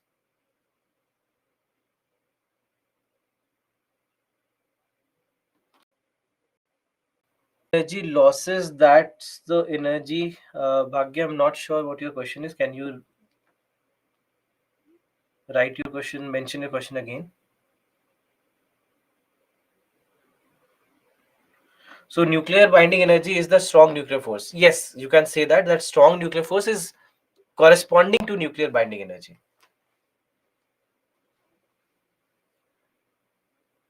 That mass defect is equal to binding energy?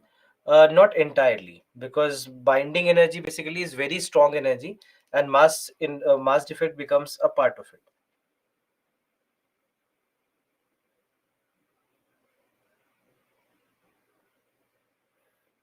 How protons and neutrons increase and decrease? We'll discuss that in radioactivity. Just wait for some time. Do we need to remember mass of proton, electron? No, we don't.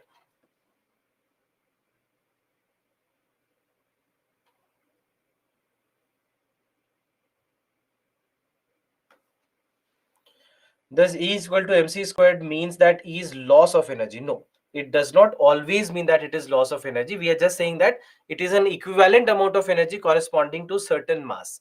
So it's not always that it will be equivalent to only loss of energy. Do we need to remember periodic table? Not for UPSC, not at all.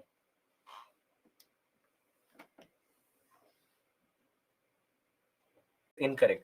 There have been certain scientists, and some of the scientists have been of Indian origin scientists only, who have basically raised certain questions with regards to special relativity.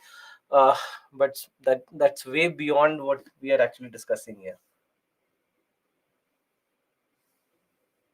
Of protons, electrons, I have some network issues. No, I'm saying that you don't really have to. That's for your reference that it was written there. So that otherwise I don't think that they are going to ask you the mass of electrons or protons. Remembering periodic table, but I don't think it is of any significance for us for our prelims and mains examination. Right, so let's move on. So what we discussed is that there are three ways in which this energy that we are talking about, this huge amount of nuclear energy, there are three ways in which we can get this energy. Either we get this through radioactivity, or we can get this through nuclear fission, or we can get this through nuclear fusion. So we'll try to understand all these three one by one. First is radioactivity. So about radioactivity, basically what we are saying is that any unstable nucleus undergoes a decay, and this is referred to as radioactive decay. Now, first and foremost, when we say unstable nucleus, what is the meaning of unstable nucleus? How do we see that any nucleus becomes unstable? So there are basically two ways in which any nucleus can become unstable. First way could be when the nucleus becomes heavy.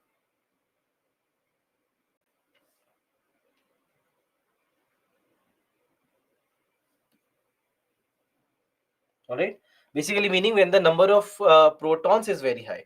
All right. When the number of protons is very high, that is when the nucleus becomes very heavy. And that is one of the ways in which it can become unstable. The second way in which it can become unstable is that if number of protons is not equal to number of neutrons.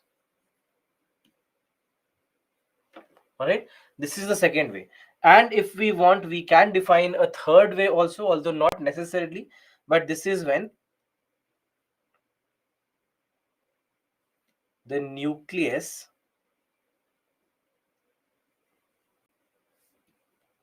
has extra energy.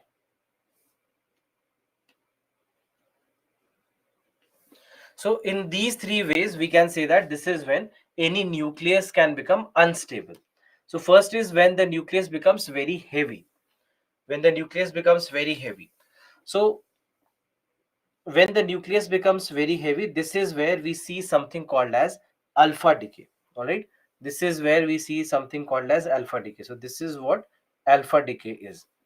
Second is when we are saying that this basically where the number of protons and neutrons are not equal.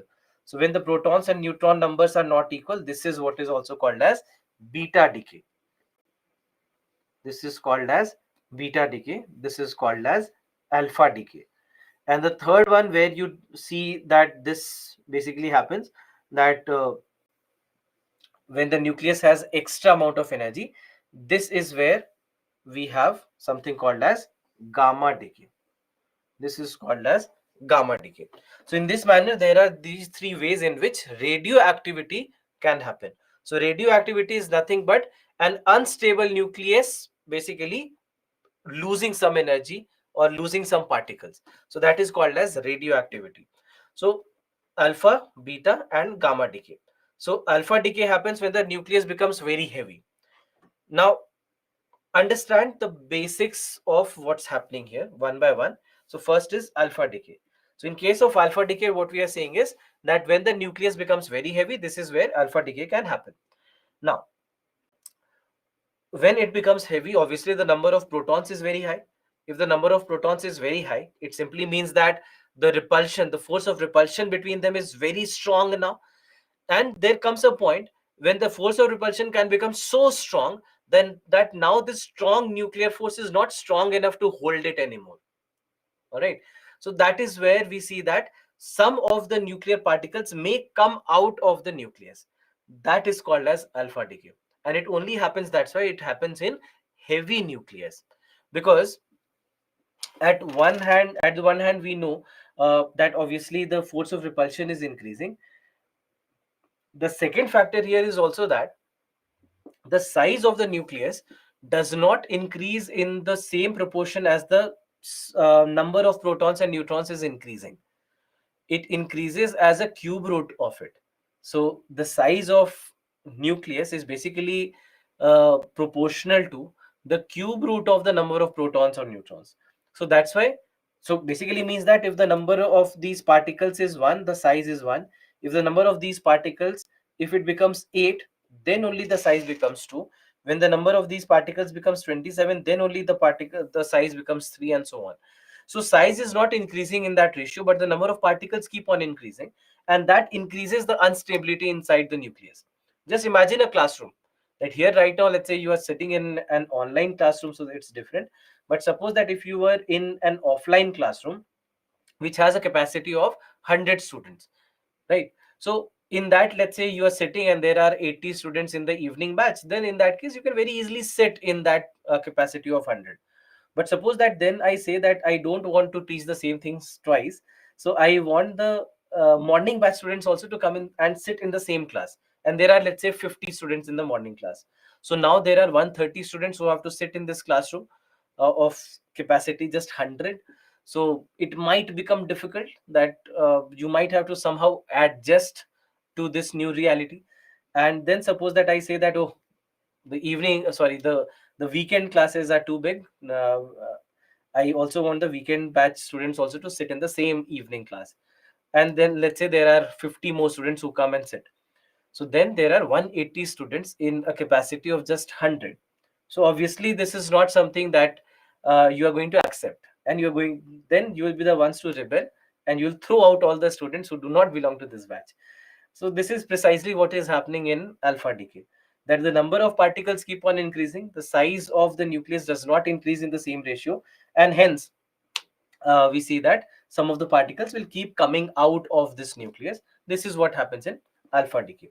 So in case of alpha decay, that's why the mass number of the product nucleus is 4 less than that of the decaying nucleus, while the atomic number is decreased by 2.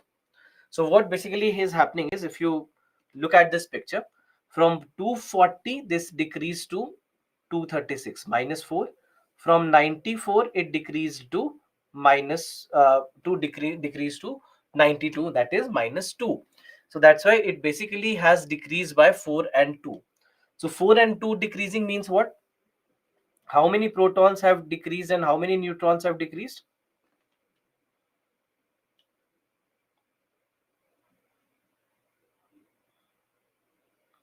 2 and 2. Yes, 2 and 2. 2 protons and 2 neutrons. That is why this is decreasing by 4, because this is what? This is P plus N. and this is what? This is only p. So p plus n is 4 and p is equal to 2. So that's why n is equal to 2 also. A CSAT question basically for you. So this is basically what is decreasing, and this is what alpha particle is, which is equivalent to the helium nucleus, right? It is equivalent to the helium nucleus. So basically in alpha decay, what's happening is that out of this nucleus, one helium nucleus, something equivalent to helium nucleus, is coming out of this heavy particle, so that it can become more stable, relatively more stable compared to what it is right now. So that's why alpha decay is something that is observed in heavy nuclei. It is something that is observed in heavy nuclei and not in the lighter ones. So that is what becomes alpha decay. Then after this, we have beta decay. Now, in case of beta decay, what I told you is that this happens when the number of protons and number of neutrons is not the same. So, example for let's say for us, the first one is carbon 14. Now, in case of carbon 14, do you know how many protons and how many neutrons? How many protons in carbon 14 and how many neutrons in carbon 14?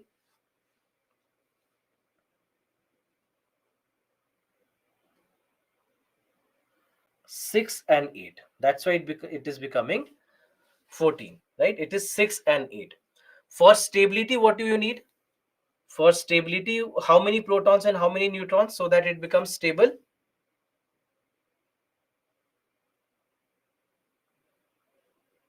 Neutrons is not the same. Now a rearrangement will happen in a manner that the number now becomes equal. So this is 14. This will also remain 14. Just that the rearrangement will happen in a manner that, as you see here, that there is one extra proton and there is decrease in the number of neutrons in carbon 14, and that's why that it becomes what?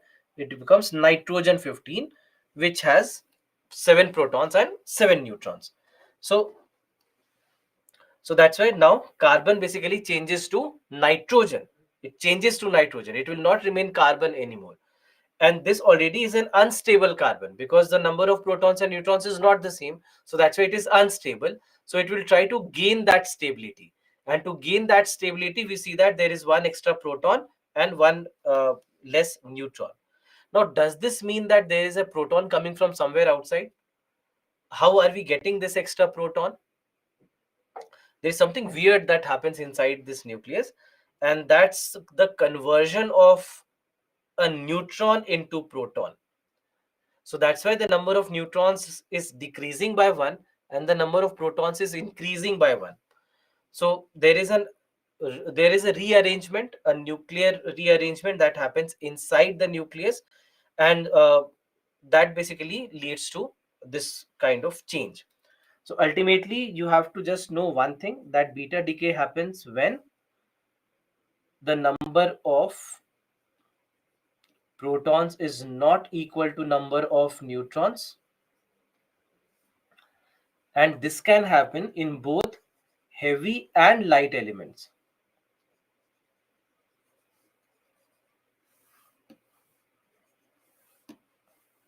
It can happen in both heavy and lightweight elements. So there is no hard and fast rule. So for example, in alpha decay, we know that it only happens when you have a very bulky nucleus. But here, wherever the number of protons and neutrons is not the same, it can happen. So whether it is a lightweight nucleus, whether it is a heavy nucleus, doesn't matter. It can happen anywhere. So that is what we see with beta decay. All right, that is what we see with beta decay. So this is the case of carbon 14 changing to nitrogen 14, as you can see here in the picture, that carbon 14 has changed to nitrogen 14.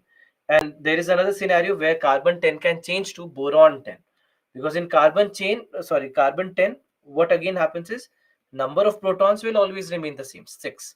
Number of neutrons now is just 4. That's why 10. Correct? So for the number to be stable, this 10 needs to be 5 plus 5. Why am I writing 6? This needs to be 5 plus 5. and this 5 plus 5 basically is boron 10. So from carbon 10 we have changed to boron 10, and what is happening here is that number of protons is decreasing by 1 and number of neutrons is increasing by 1, meaning that this time a proton would convert into a neutron for making this stability take place. So that's what's happening inside this. So you do not need to know the equations and all these things I've shown you. It's just basically to give you the context of what is happening. But ultimately, just remember these 2 points, that number of protons and neutrons are not equal, and it can happen in both a light and heavy nucleus. Just that wherever the numbers are not equal, beta decay will take place. That's it. Then we have gamma decay. Now, in case of gamma decay, what we are basically saying is that this nucleus has extra energy. It has more energy than it should have. All right, it has more energy than it should have, and that is where gamma decay would take place. So what we see is that if you see this, sorry, if you, let's say, when we are talking about any alpha or beta decay, when we are talking about any alpha or beta decay, in both the cases, basically what is happening is we know that we get an unstable nucleus initially, which is getting to stability. But this unstable nucleus also has extra energy.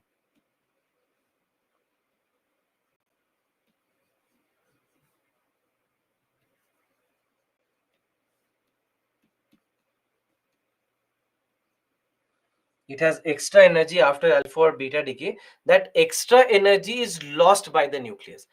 It basically loses that extra energy so that it can settle down into its ground state, into its stable state.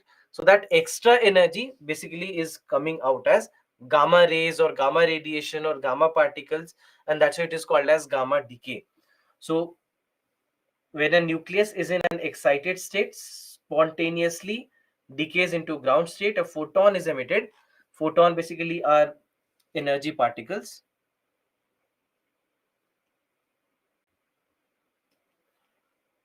is emitted with energy equal to the difference between the two energy levels. So that extra energy is being released. All right, that extra energy is being released, and that's why typically we see that after alpha or beta decay, we see that gamma decay would also take place, and this is where the things will uh, now come down to the ground state. So basically what we see is that from an excited state, so excited, why? Because it has extra energy. From excited state we come down to ground state. So excited state basically has extra energy, and here there is no extra energy.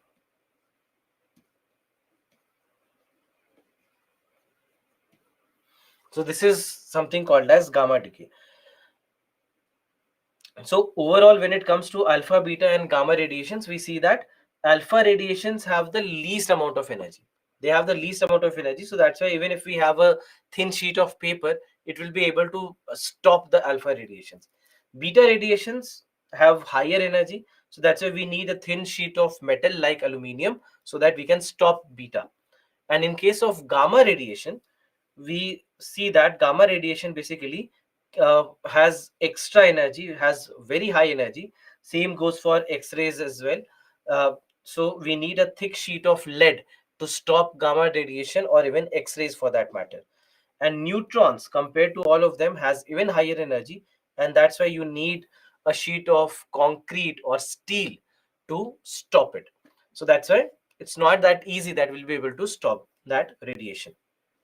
So uh, overall we see that all these are the different types of radiations or different types of particles as a part of radioactivity.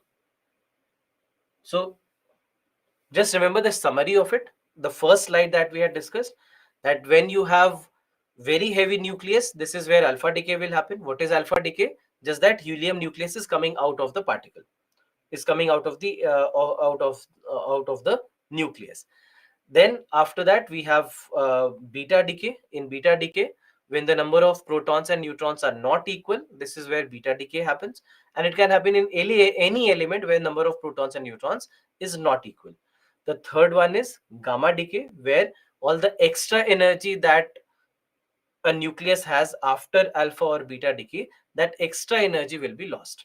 And this is how nuclear fission works. So nuclear fission, this is how gamma decay works. So that is basically what radioactivity is. Now, when it comes to nuclear fission, which is the next type of uh, energy or nuclear process, fission. The meaning of fission, do you know what is the meaning of the word fission? The dictionary meaning of the English word fission?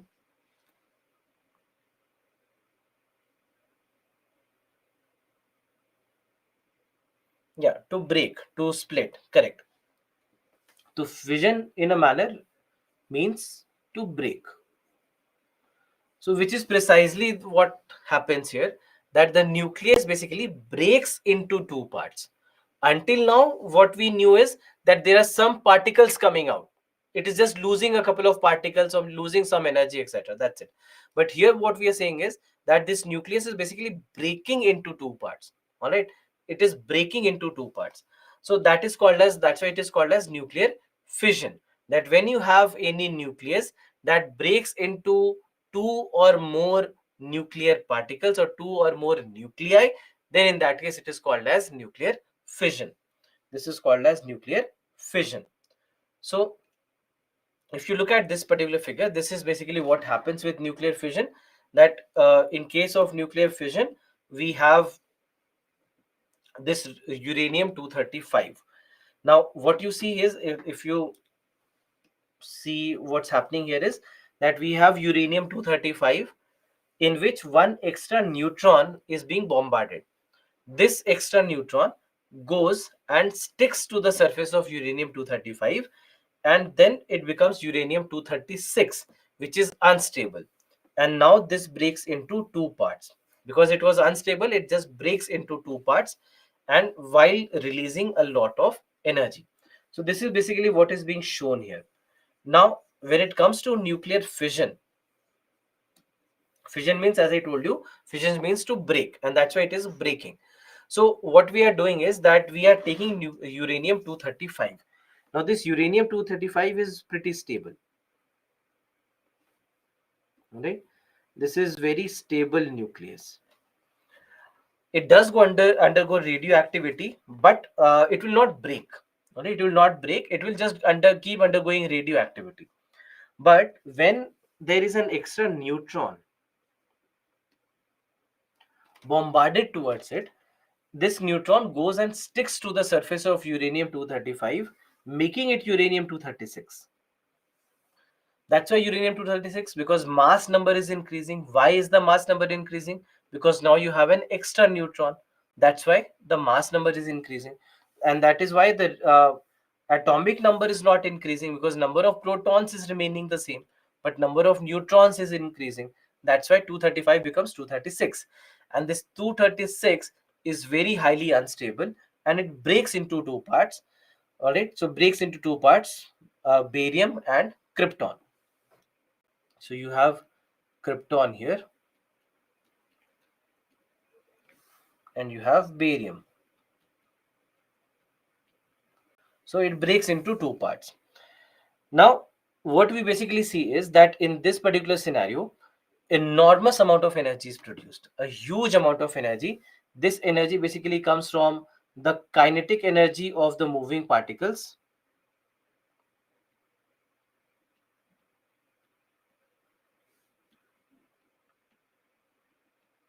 Kinetic energy of moving particles plus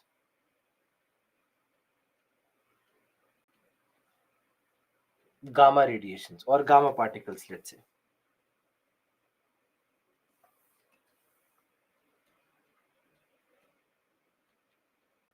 So that is where all this energy is coming from.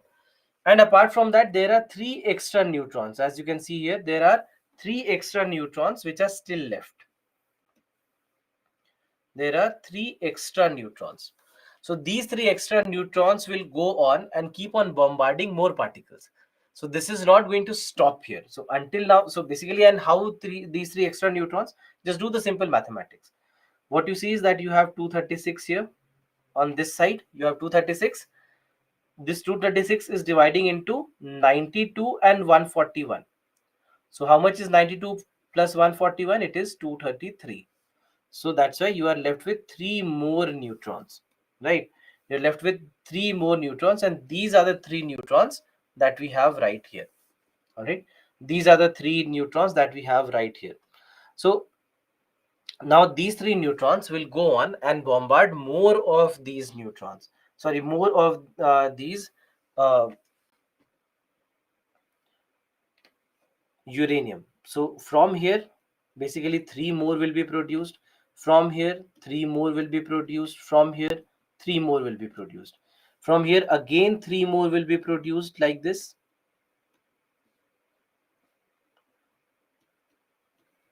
From here, again, three more will be produced. And this will basically keep happening. This will keep happening, and that's why, in a manner, a chain reaction is set up here. Because you have to understand that when these reactions are happening, it's not that you have just one nucleus of uranium 235. Even if you have 1 gram of uranium 235, then in that 1 gram of uranium 235, you will have at least 10 to the power of 22 such particles, 10 to the power of 22 such particles of in just 1 gram of uranium. So imagine the amount of uh, nucleus that is available in front of, or in front of these extra neutrons. So they'll just keep on bombarding, and that's why a chain reaction will be set up here. And this chain reaction can become very dangerous because enormous amount of energy is being produced at each and every step. So that's why, with the number of free neutrons that you have, it will just keep on increasing. From 1 you had 3 neutrons, from 3 you have 9, from 9 you have 27, from 27 you have 81, 243, 729, and so on. So it just keeps on increasing in this ratio, and it has all these uranium nuclei available in front of them. So they will just lead to a chain reaction. They'll keep on bombarding newer uranium nuclei, and they will just keep on increasing in number. And that's why huge amount of energy can be released here, and this is the energy that we will have to control. We will have to find a way to control this energy. Otherwise, if you control this energy, all right, if you control this energy, then you produce electricity from here. If you don't control this energy, you get an atom bomb out of it. So the same process can make a nuclear weapon for you, and the same process can also help you uh, get energy, generate electricity, and probably solve the problem of energy for the world. So that's basically what's happening in this particular scenario.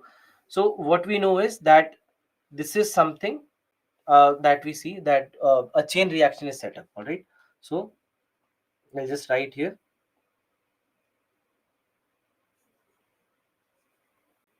a chain reaction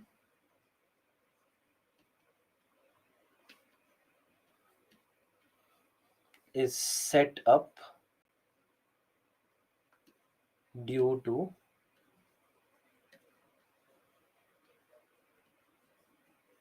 the available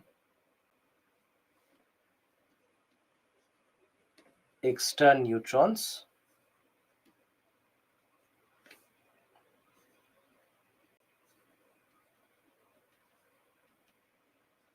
bombarding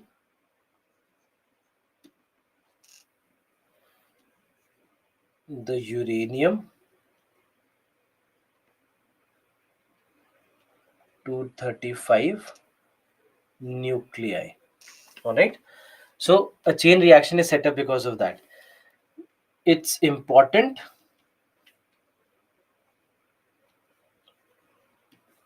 to control the chain reaction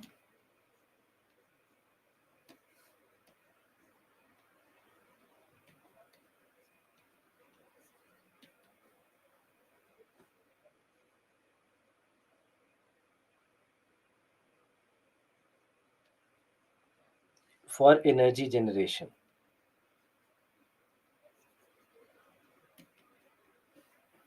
if not controlled,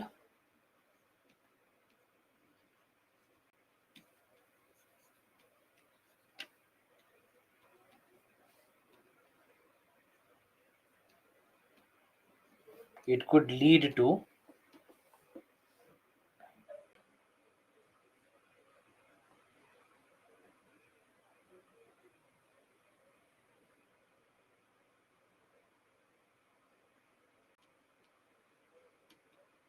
creation of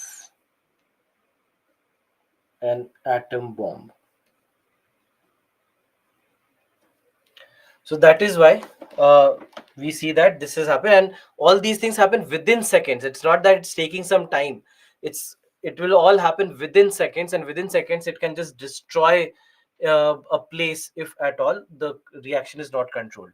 So we need to control that reaction, and to control the reaction, there is something that we have called as critical mass.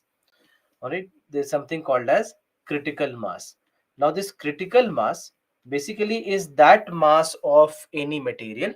Critical mass is that mass of any material at which you can set up a controlled chain reaction. That mass at which you can set up a controlled chain reaction is called as critical mass. So critical mass basically is the minimum mass, or let's say that mass of uranium 235 in this particular case, at which you can set up a controlled chain reaction. So critical mass becomes very crucial, because if you are below critical mass, then this reaction will stop quickly.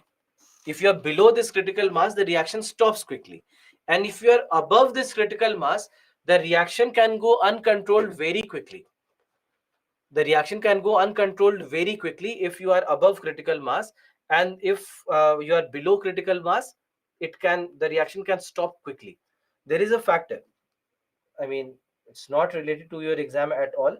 There's a factor called as K, and this K has to be 1 in the entire equation of the computation of nuclear energy. There is a factor called as K, and if the K factor is 1, this is what is critical mass, and a controlled chain reaction is set up. If this K is even 0.99, if the value of K is even 0.99, the reaction will stop within seconds, or even couple of minutes. Let's say the reaction will just stop, because K being 0.99 means that you do not have enough neutrons to run the reaction. So reaction stops. If K just increases by 0.01, and if it becomes 1.01, so if just a small increase also happens in K, the rate of reaction can increase by 22,000 times. So just understand the kind of problem that we are talking about, and forget what K is, and we don't really need it. It's not required for your examination. I just want to give you the context of what can happen. That if there is a small increase in this factor, it can lead to the rate of reaction increasing by 22,000 times. And that is uncontrolled chain reaction. And then after that, it can lead to a nuclear disaster. So that is why it's very important that we maintain the critical mass. All right, that we maintain the critical mass, because at critical mass you can set up a continuous chain reaction. At critical mass,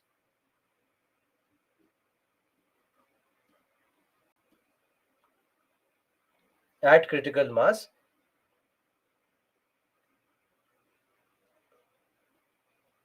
we can set up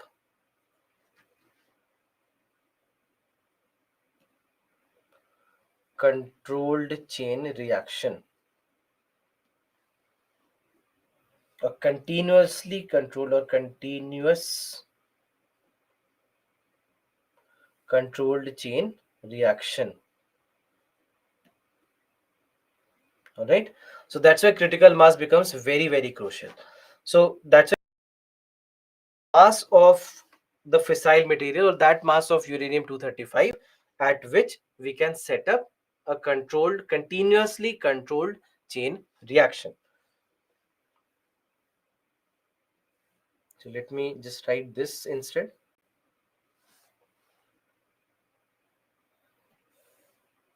That mass of uranium 235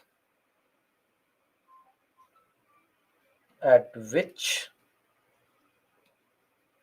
we can set up a controlled chain reaction. All right. So that's why critical mass becomes one very, very important part of nuclear fission. Then after that, there is one more problem with nuclear fission, and that is something to do with the question of enrichment.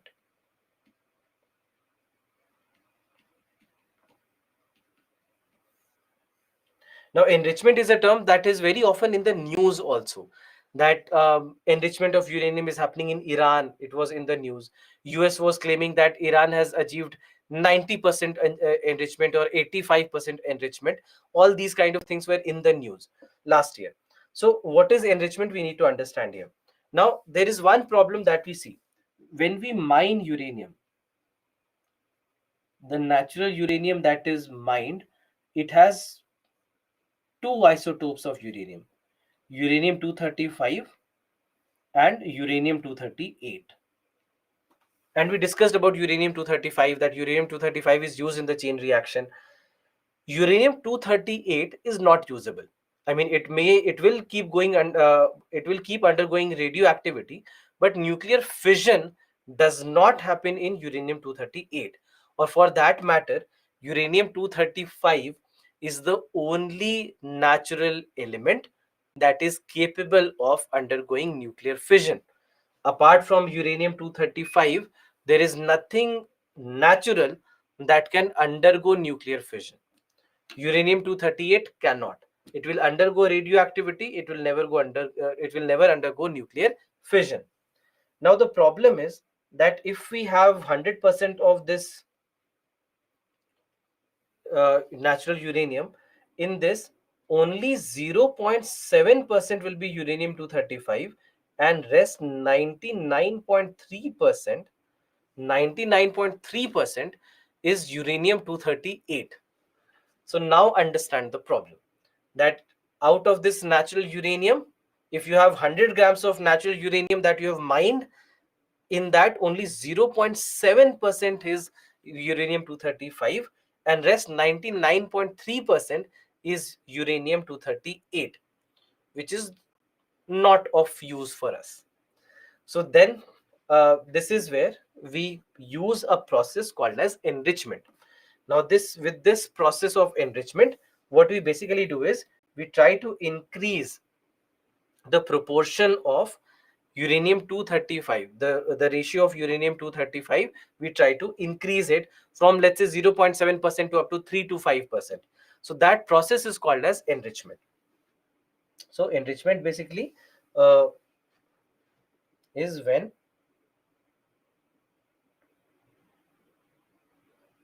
we convert some of uranium 238 to uranium 235. Right, we convert some of uranium 238 to uranium 235. So in that case, basically this 0.7 increases to 3 to 5%. This is the kind of increase that we want. Now there's a question, why 3 to 5%? Why not 20? Why not 100? Convert 100% of uranium 238 to 235. Have more fuel available with you. Why don't we do that? The reason is, as you keep on increasing the enrichment levels, this nucleus becomes very unstable, and making a nuclear weapon out of it becomes easier. So that's why there is an international understanding that nobody or no country will do an enrichment that goes beyond 5%. Because if you are going beyond 5%, it means that you are not going to use it for energy anymore. You are creating weapons. And that's why the countries are not allowed to go beyond 5%. Now, this is what comes in the news from time to time. Last year, the US had claimed that Iran now has reached almost 85% enrichment. 85% enrichment. And 85% enrichment simply means that they are creating weapons. They are not going to use it for peaceful purposes or electricity generation, but rather they are going to create weapons. So that's why enrichment always is done only up to 3 to 5%. Beyond 5%, chances are that you're not using it for electricity production anymore. You're going to use it for creation of weapons. So that is the reason why enrichment as a process becomes very crucial in this particular scenario. So that's why there are two problems that we are facing. One, that we need to define the critical mass. Second, we need to define the enrichment levels. If we have done both, we'll be able to get energy, or we'll be able to generate electricity out of it. Any questions? If you have any questions until now from radioactivity or from nuclear fission, whatever we discussed until now, anyone?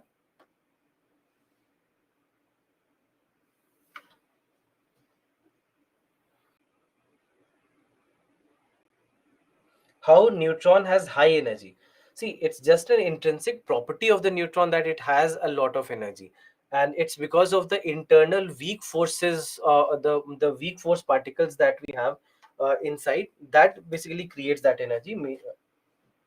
But to explain the answer to your question, I'll have to go to particle physics. That's not possible here.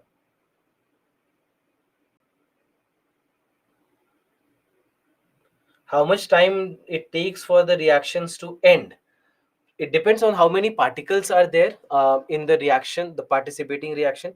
The reaction does not go on for a very long time, because it's a very you can say sudden burst of energy that happens. So within seconds the reaction stops. If you I mean, obviously, if we are not creating an artificially, if we are not creating this chain reaction, otherwise it will just take seconds.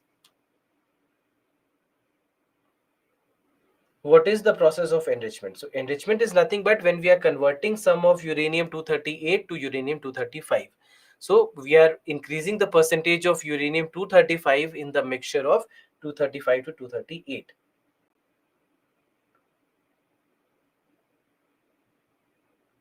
How to convert? See, the conversion basically is done through radiations. That extra amount of radiations are uh, made or made incident on the nuclear particles, and that is where we see that internal conversions happen.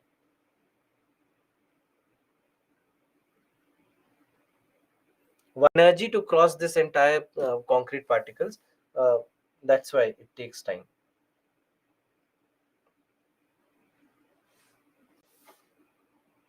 Gamma decay. So in case of gamma decay, basically what we are saying is that the other nuclear processes like alpha decay or beta decay, they, once they are done, the nucleus has more energy than nucleus should have. So that extra energy that is lost by nucleus so that it can become stable again, that basically is called as gamma decay.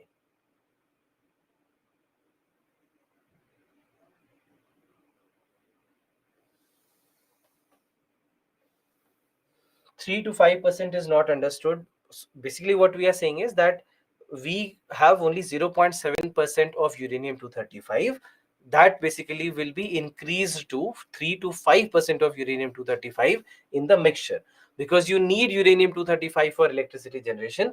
With only 0.7%, it's not enough for getting the amount of energy that we need to get from there, and that is why this will be done.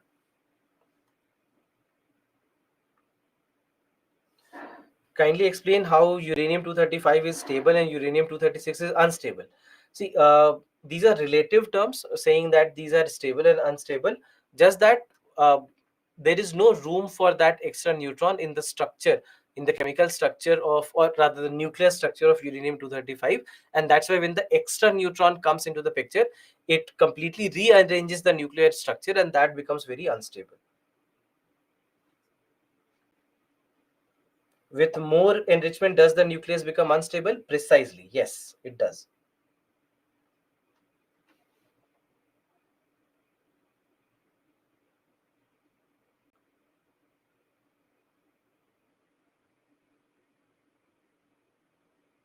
What is being converted from uranium 238 to 235? Uranium 238 itself is being created, converted to uranium 235. Do we have to learn all these numbers and equations? No, we don't. Please summarize everything which you taught after the break. It's an unfair request. I would rather have you go back and just revise from the recorded lectures rather after the class.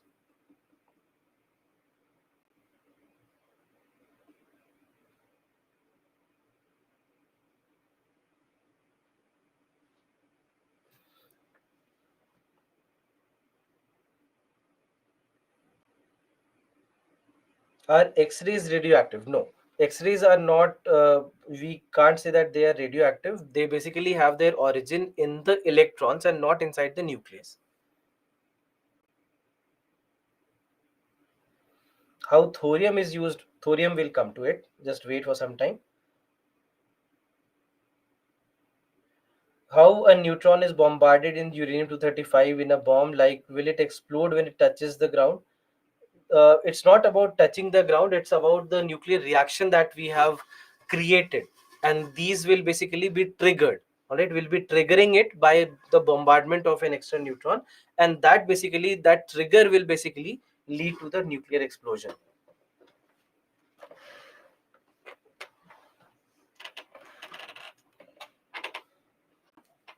Do we have sigma energies also apart from alpha, beta, gamma? But sigma is not really related to your nuclear energy, it's more related to your bonding, the basically the chemical structures.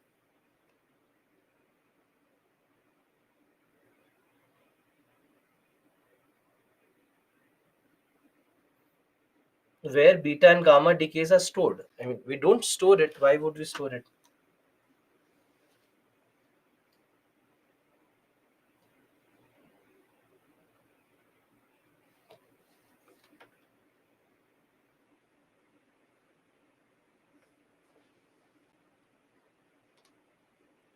When we convert it from 0.7 to 3 to 5%, it doesn't have any negative effects. No, it doesn't. It helps us in producing more energy or more electricity out of it.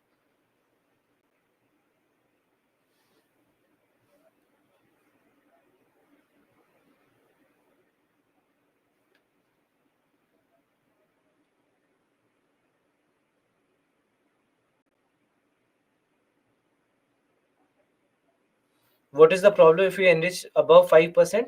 The nucleus starts becoming unstable. It becomes very easy for you to make a nuclear weapon out of it.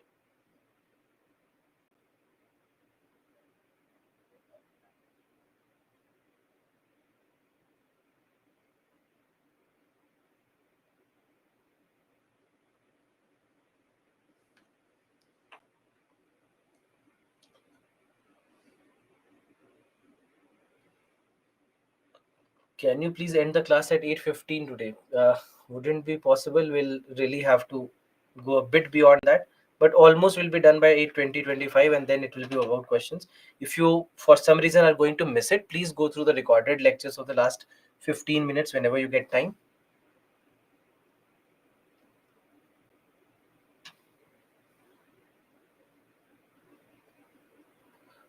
Why uranium 235 can't be enriched above 5%? I'm saying we can. I'm saying that it becomes unstable. We don't want to.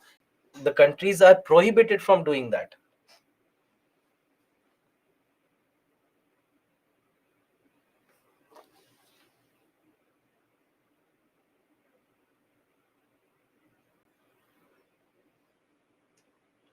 Please, every day I'm asking something, that when you type a question, type the question once.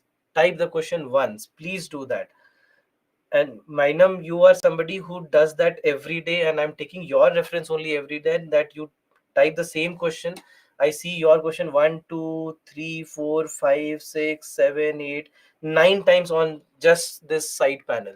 So just imagine what happens with others. They, their questions will be missed. Why do you have to type 10 times the same question?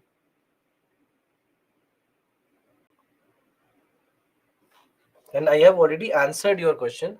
After that, you are asking the same question 10 times.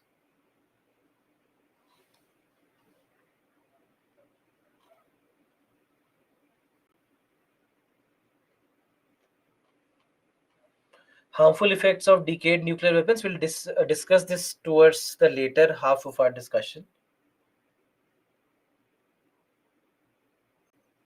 If not stored, these rays can cause damage. So it's not about storing, but rather prohibiting, because that's why we talked about those uh, uh, concrete walls or the steel walls, etc. That is how we case them, and we'll discuss about that a little later.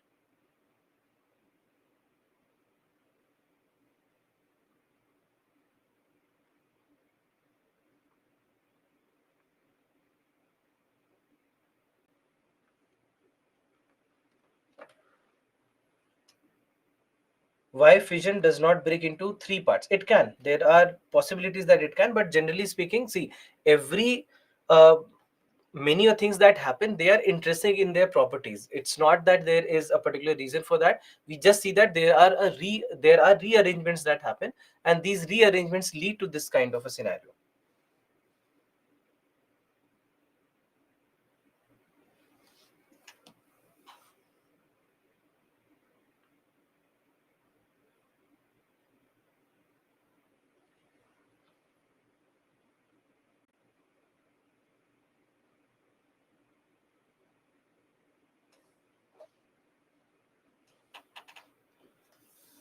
What is the percentage of uranium enrichment required for nuclear research reactor? The same. I mean, 3 to 5%. Everywhere it is the same. Explain difference between fission and fusion. We have not started fusion. Just wait here.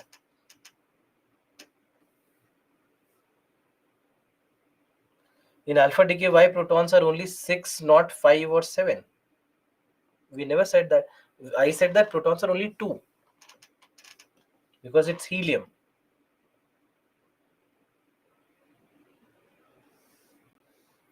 Still confusing critical mass. So critical mass basically is the required amount of uranium 235 that can undergo a continuous chain reaction.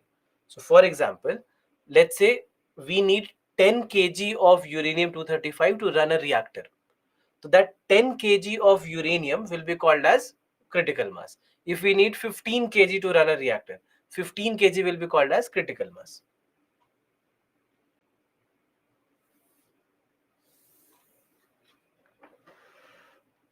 All right.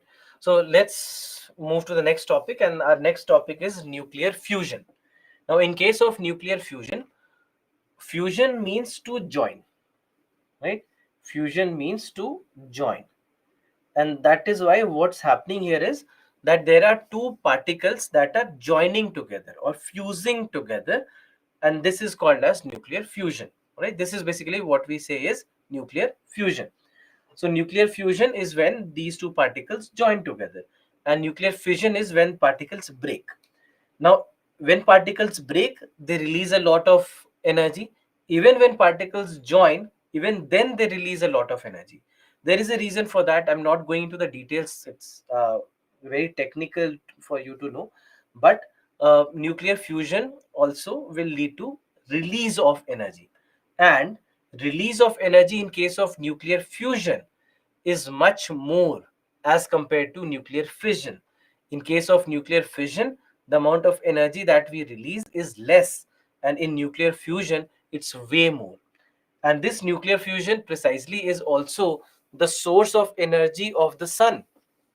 The energy that we are getting from the sun, the heat and the light and radiations, etc., they're all because of nuclear fusion. It's all because of nuclear fusion. So just imagine that we are talking about a kind of reaction that is basically running the sun, correct? So that's why it's a huge amount of energy. It's huge amount of energy, and from very small particles we are actually able to get this much of energy. So in nuclear fusion, there are two lightweight nuclear fuels that combine to form nucleus of a heavier element. So now in this particular scenario, what we basically see is that nuclear fusion, there will be the nucleus of hydrogen, and nuclei of hydrogen will join together. Hydrogen converts into helium by joining, while releasing a lot of energy and again neutrons. So this is basically what we see in case of nuclear fusion. Now if you see this, this is what happens inside the sun. This is what happens inside the core of the sun, that we have hydrogen that combines together, and this hydrogen, while combining, creates deuterium. This deuterium will combine with more of hydrogen to form helium 3. Now helium 3 of course will be unstable. Helium 3 is unstable because number of protons and neutrons is not the same, so it is very unstable. And this helium 3, that's why, will combine with more of itself to form helium 4, which is the stable helium. So ultimately what has happened is that this chain reaction has led to hydrogen forming helium, right? Hydrogen basically is converting into helium while releasing a lot of energy. Hydrogen is converting into helium while releasing a lot of energy, and this is happening in nuclear fusion. Now in this kind of fusion, or in this nuclear fusion also, the amount of energy that is released is very, very high. Very huge amount of energy is released here. Now this is also because this process is not that easy. Nuclear fission as compared to nuclear fusion is a lot easier. All right, nuclear fission as compared to nuclear fusion is a lot easier process and easier to implement process for even us. Nuclear fusion, on the other hand, we need very, very specific conditions. We need very specific conditions, and only under these specific conditions nuclear fusion is possible. Otherwise nuclear fusion is not possible. So that's why we need extreme conditions. And what are these extreme conditions? Something that we have inside the sun: extremely high temperature, extremely high temperature, extremely high pressure,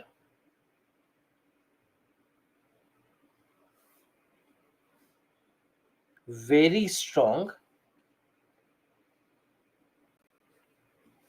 magnetic field.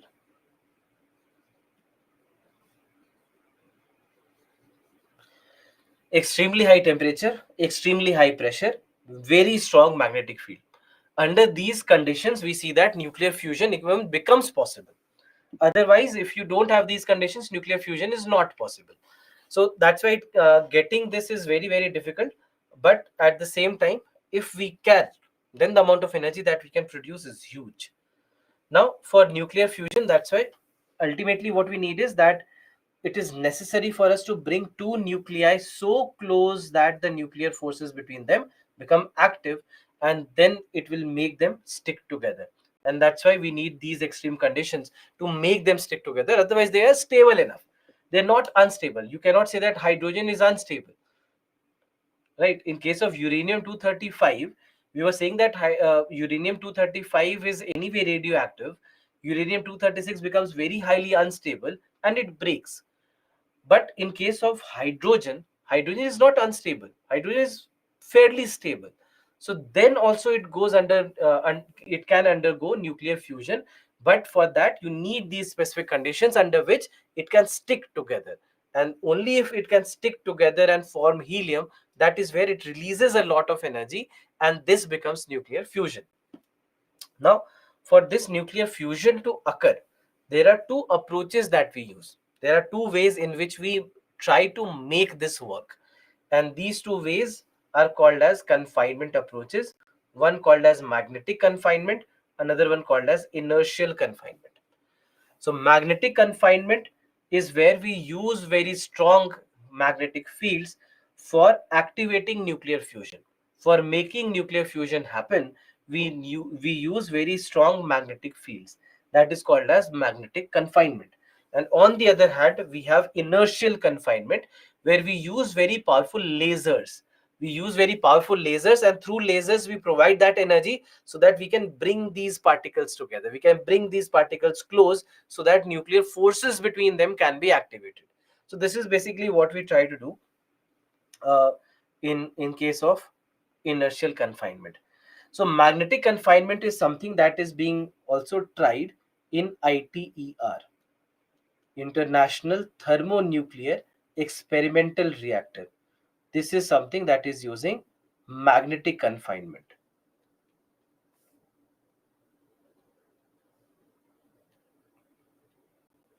Now, with magnetic confinement, they basically have been trying to uh, experimentally succeed in nuclear fusion.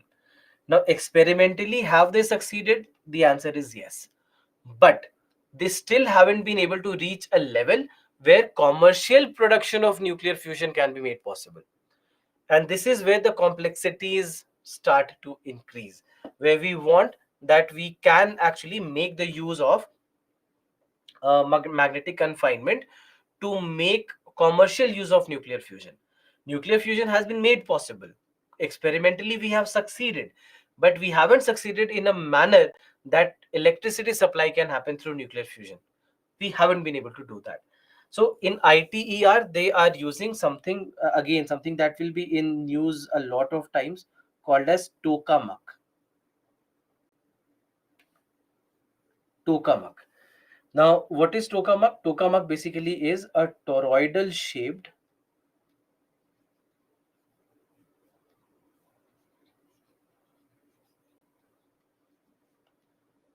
magnetic coil. What is toroidal shape? Do you know? What is the a toroidal shape? Toroidal shape is just like, have you eaten donut? Have you tried eating donut? So the shape of the donut basically is the toroidal shape, or in a manner you can say a tire. If you see a tire, how you have a tube tire, that it is like a ring, correct? It's like a ring. So that tire shape or the shape of the donut is called as toroid. All right, this is called as the toroid shape. Yes, like medu vada. That's a perfect example. Yes. So this kind of a shape is called as the toroidal shape.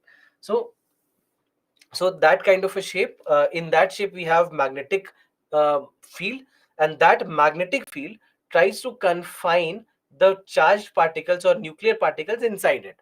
All right, the nuclear particles inside will be confined with the help of this toroidal shaped magnetic field, and there we try to make it happen.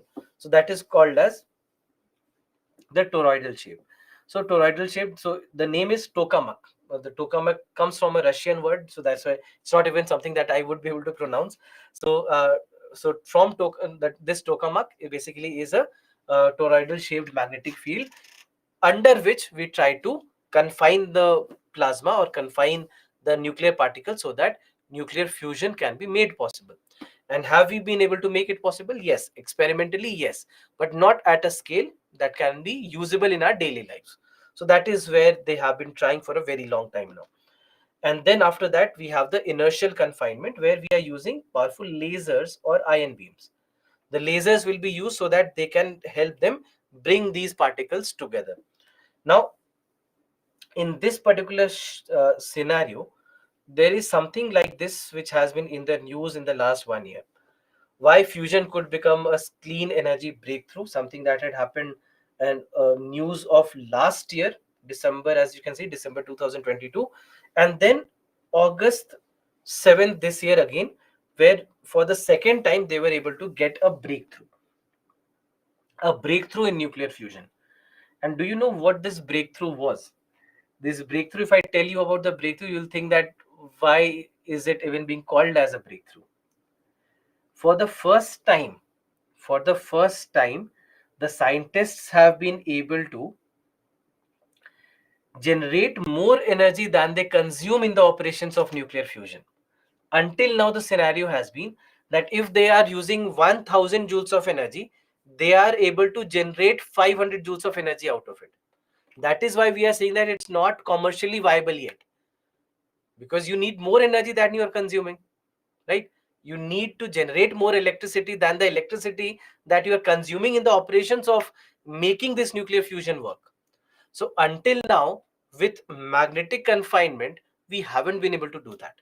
That is why I'm saying that experimentally we have succeeded, but real life scenario we haven't, because we are using a lot more energy to make nuclear fusion work.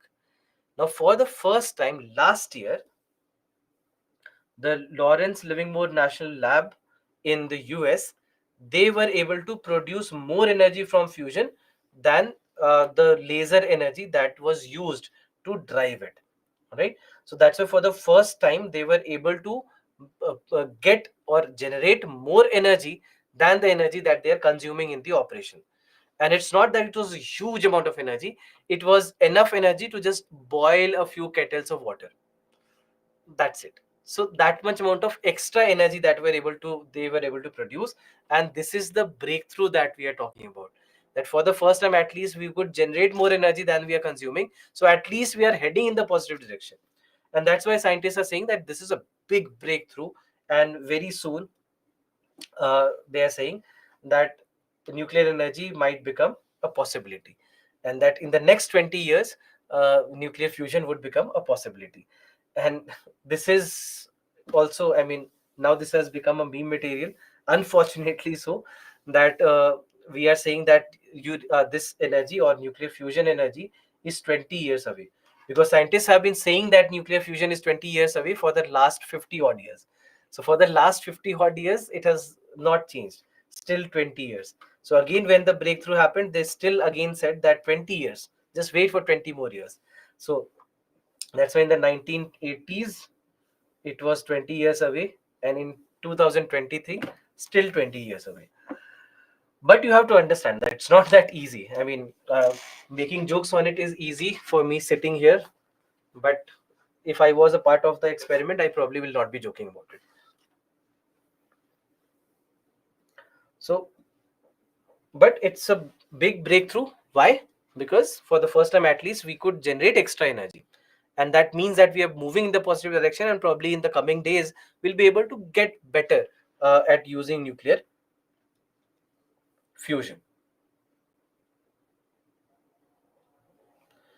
Now, so we talked about the International Thermonuclear Experimental Reactor, so ITER, something which is located in France, and this is where magnetic confinement is being used. We are using magnetic confinement approaches to make this work, to try and make this work. So it has been apart for a very long time, and ultimately, so aims to demonstrate that it is possible to produce commercial energy from fusion, right? With the help of fusion, we can produce commercial amount of energy.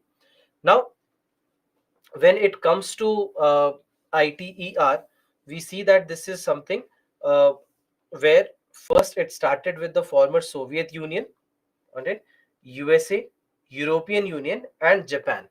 These were the first four countries that came together and they started this ITER. And then after that, later we see that countries like India, China, and South Korea, they also joined. So today we see that there are total of 7 members, and these 7 members together are trying to make this work. India also has been a very crucial part of this ITER for the last almost 17-18 years. So that's why we have also been trying, and let's see where it moves. And right now we are just trying to make it happen. Now, coming to the advantages of fusion, that why are we spending so much money on nuclear fusion? Nuclear fission already working for us, but yet there's a lot of money being invested, a lot of money being used in making nuclear fusion work. Why so? The first, just look at some of the advantages that nuclear fusion gives us. First, abundant amount of energy, huge amount of energy. Sun is an example, that just imagine the amount of energy sun is able to produce and give us. So even at a very very very very small scale also we are able to replicate that's happening there. Our energy requirements are done. Once nuclear fusion once nuclear fusion becomes a reality, once it becomes a daily reality or a commercial reality, every other source of energy, every other kind of energy that we are using today, we probably will stop using it. This entire energy chapter that has been of last three sessions will be of just one portion, which is nuclear fusion, because solar energy, wind energy, bioenergy, geothermal energy will all become irrelevant once we are able to crack how to use nuclear fusion. So abundant amount of energy is what we are expecting. Now, second, the sustainability factor. that we are using hydrogen. Hydrogen is abundantly available, and also at the end of the reaction you get more hydrogen, and that can also be reused. So that's why with nuclear fusion, once a reality, for a very very very long time we will have enough of energy that will not have to worry about it being spent. So that's why it's another advantage. Obviously no carbon dioxide, these are nuclear reactions, so there is no coal, no petroleum, no hydrocarbon, no carbon. So that's why there is no carbon dioxide being emitted, so becomes very very clean source of energy also. No long lived radioactive waste. Now this is a problem, this is a problem with nuclear fission.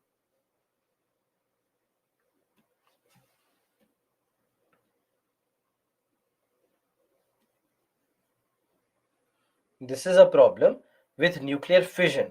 So, in case of nuclear fission, we know that a lot of uranium based wastes or other radioactive elements, etc., they are the waste, they are the byproducts. And that's why this becomes a problem altogether. But in case of nuclear fusion, in case of nuclear fusion, fusion waste,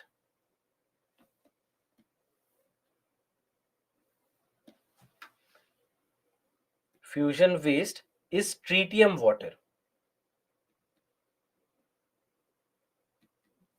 Tritium water, basically made out of another isotope of hydrogen. So that tritium water, basically something that we also denote sometimes as T2O. Now tritium water is very unstable and it very quickly converts into normal water. So the waste that we are generating, it's not a long-lived waste, but rather it's a waste that very quickly will just decompose or very quickly just convert into normal water. So that's why the waste that we are generating is not long-lived radioactive waste. It's a safer waste. Limited waste of proliferation. What is proliferation? Anyone who has an idea?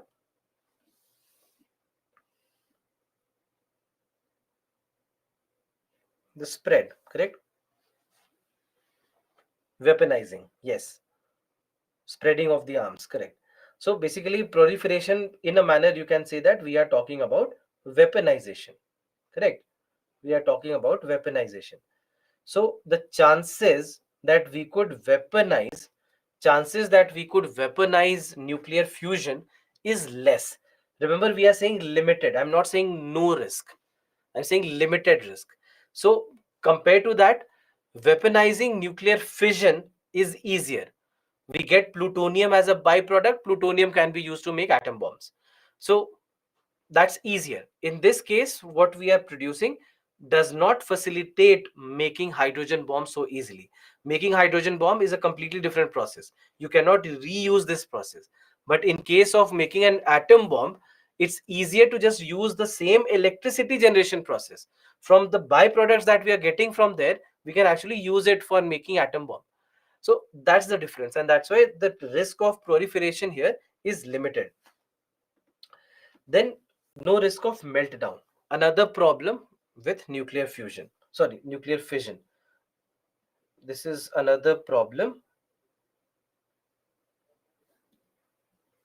with fission, because there the chances of accidents are higher, because we have very there are various conditions that are maintained, and we'll discuss about that when we go to the nuclear reactors part, when we discuss about all that.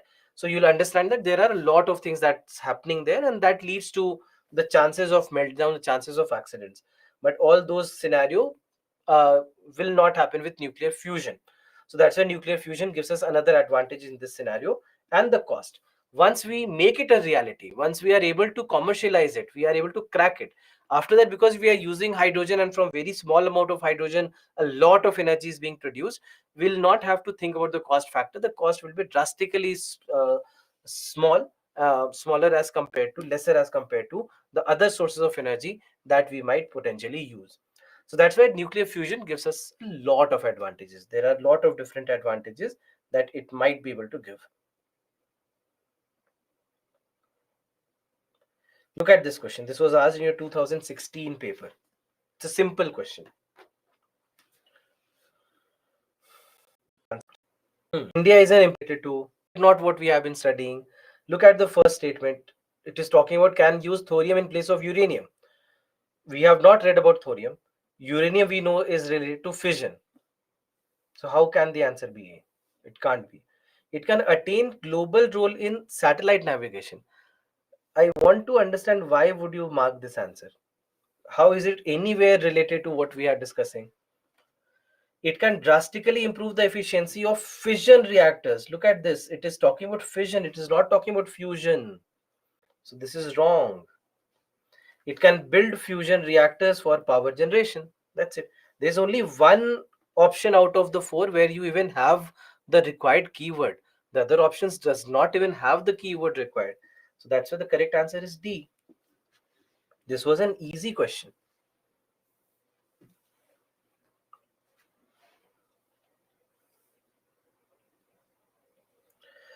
Okay, so let's stop here because it's a big topic. So we'll start from here. So we'll discuss about, so basically you can say nuclear science is done and nuclear technology is what will start tomorrow. So almost 1 hour to 1.5 hours we are left with, and then we'll move on to our next chapter, which is biotechnology. All right. So we'll discuss this and we'll discuss about biotechnology in tomorrow's class.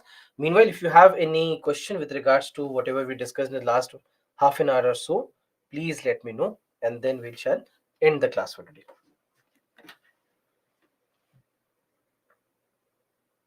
This question was asked in 2016. Meltdown. Meltdown basically is nuclear accident, or let's say meltdown of the reactor means that when reactor starts to leak the nuclear material. So that is called as meltdown.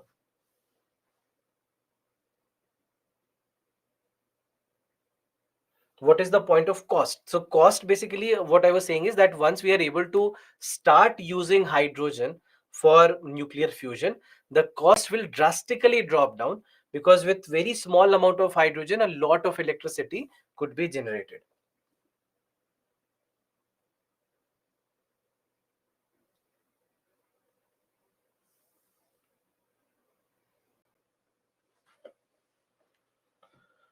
Discharge of radioactive water in the Fukushima nuclear power plant. Yes, that is something that has been in the controversy in the last year, because Japan decided that they'll release nuclear water into the Pacific. They are saying that it's completely safe. They have completely, uh, they already have treated this water and then only they are releasing it. But when it comes to nuclear fission specifically, the chances of it having radioactive elements in it, radioactive material in it, is very high, and that is what has a lot of people worried. That uh, even if Japan says that it's completely safe and it has completely been treated and all those things, still it's very very difficult for somebody to even uh, believe that something like this could even happen, and that's why we see that there is so much of controversy around it. Inertial confinement, just that when we are using lasers, when we are using lasers to confine the particles together so that nuclear reaction could take place between them.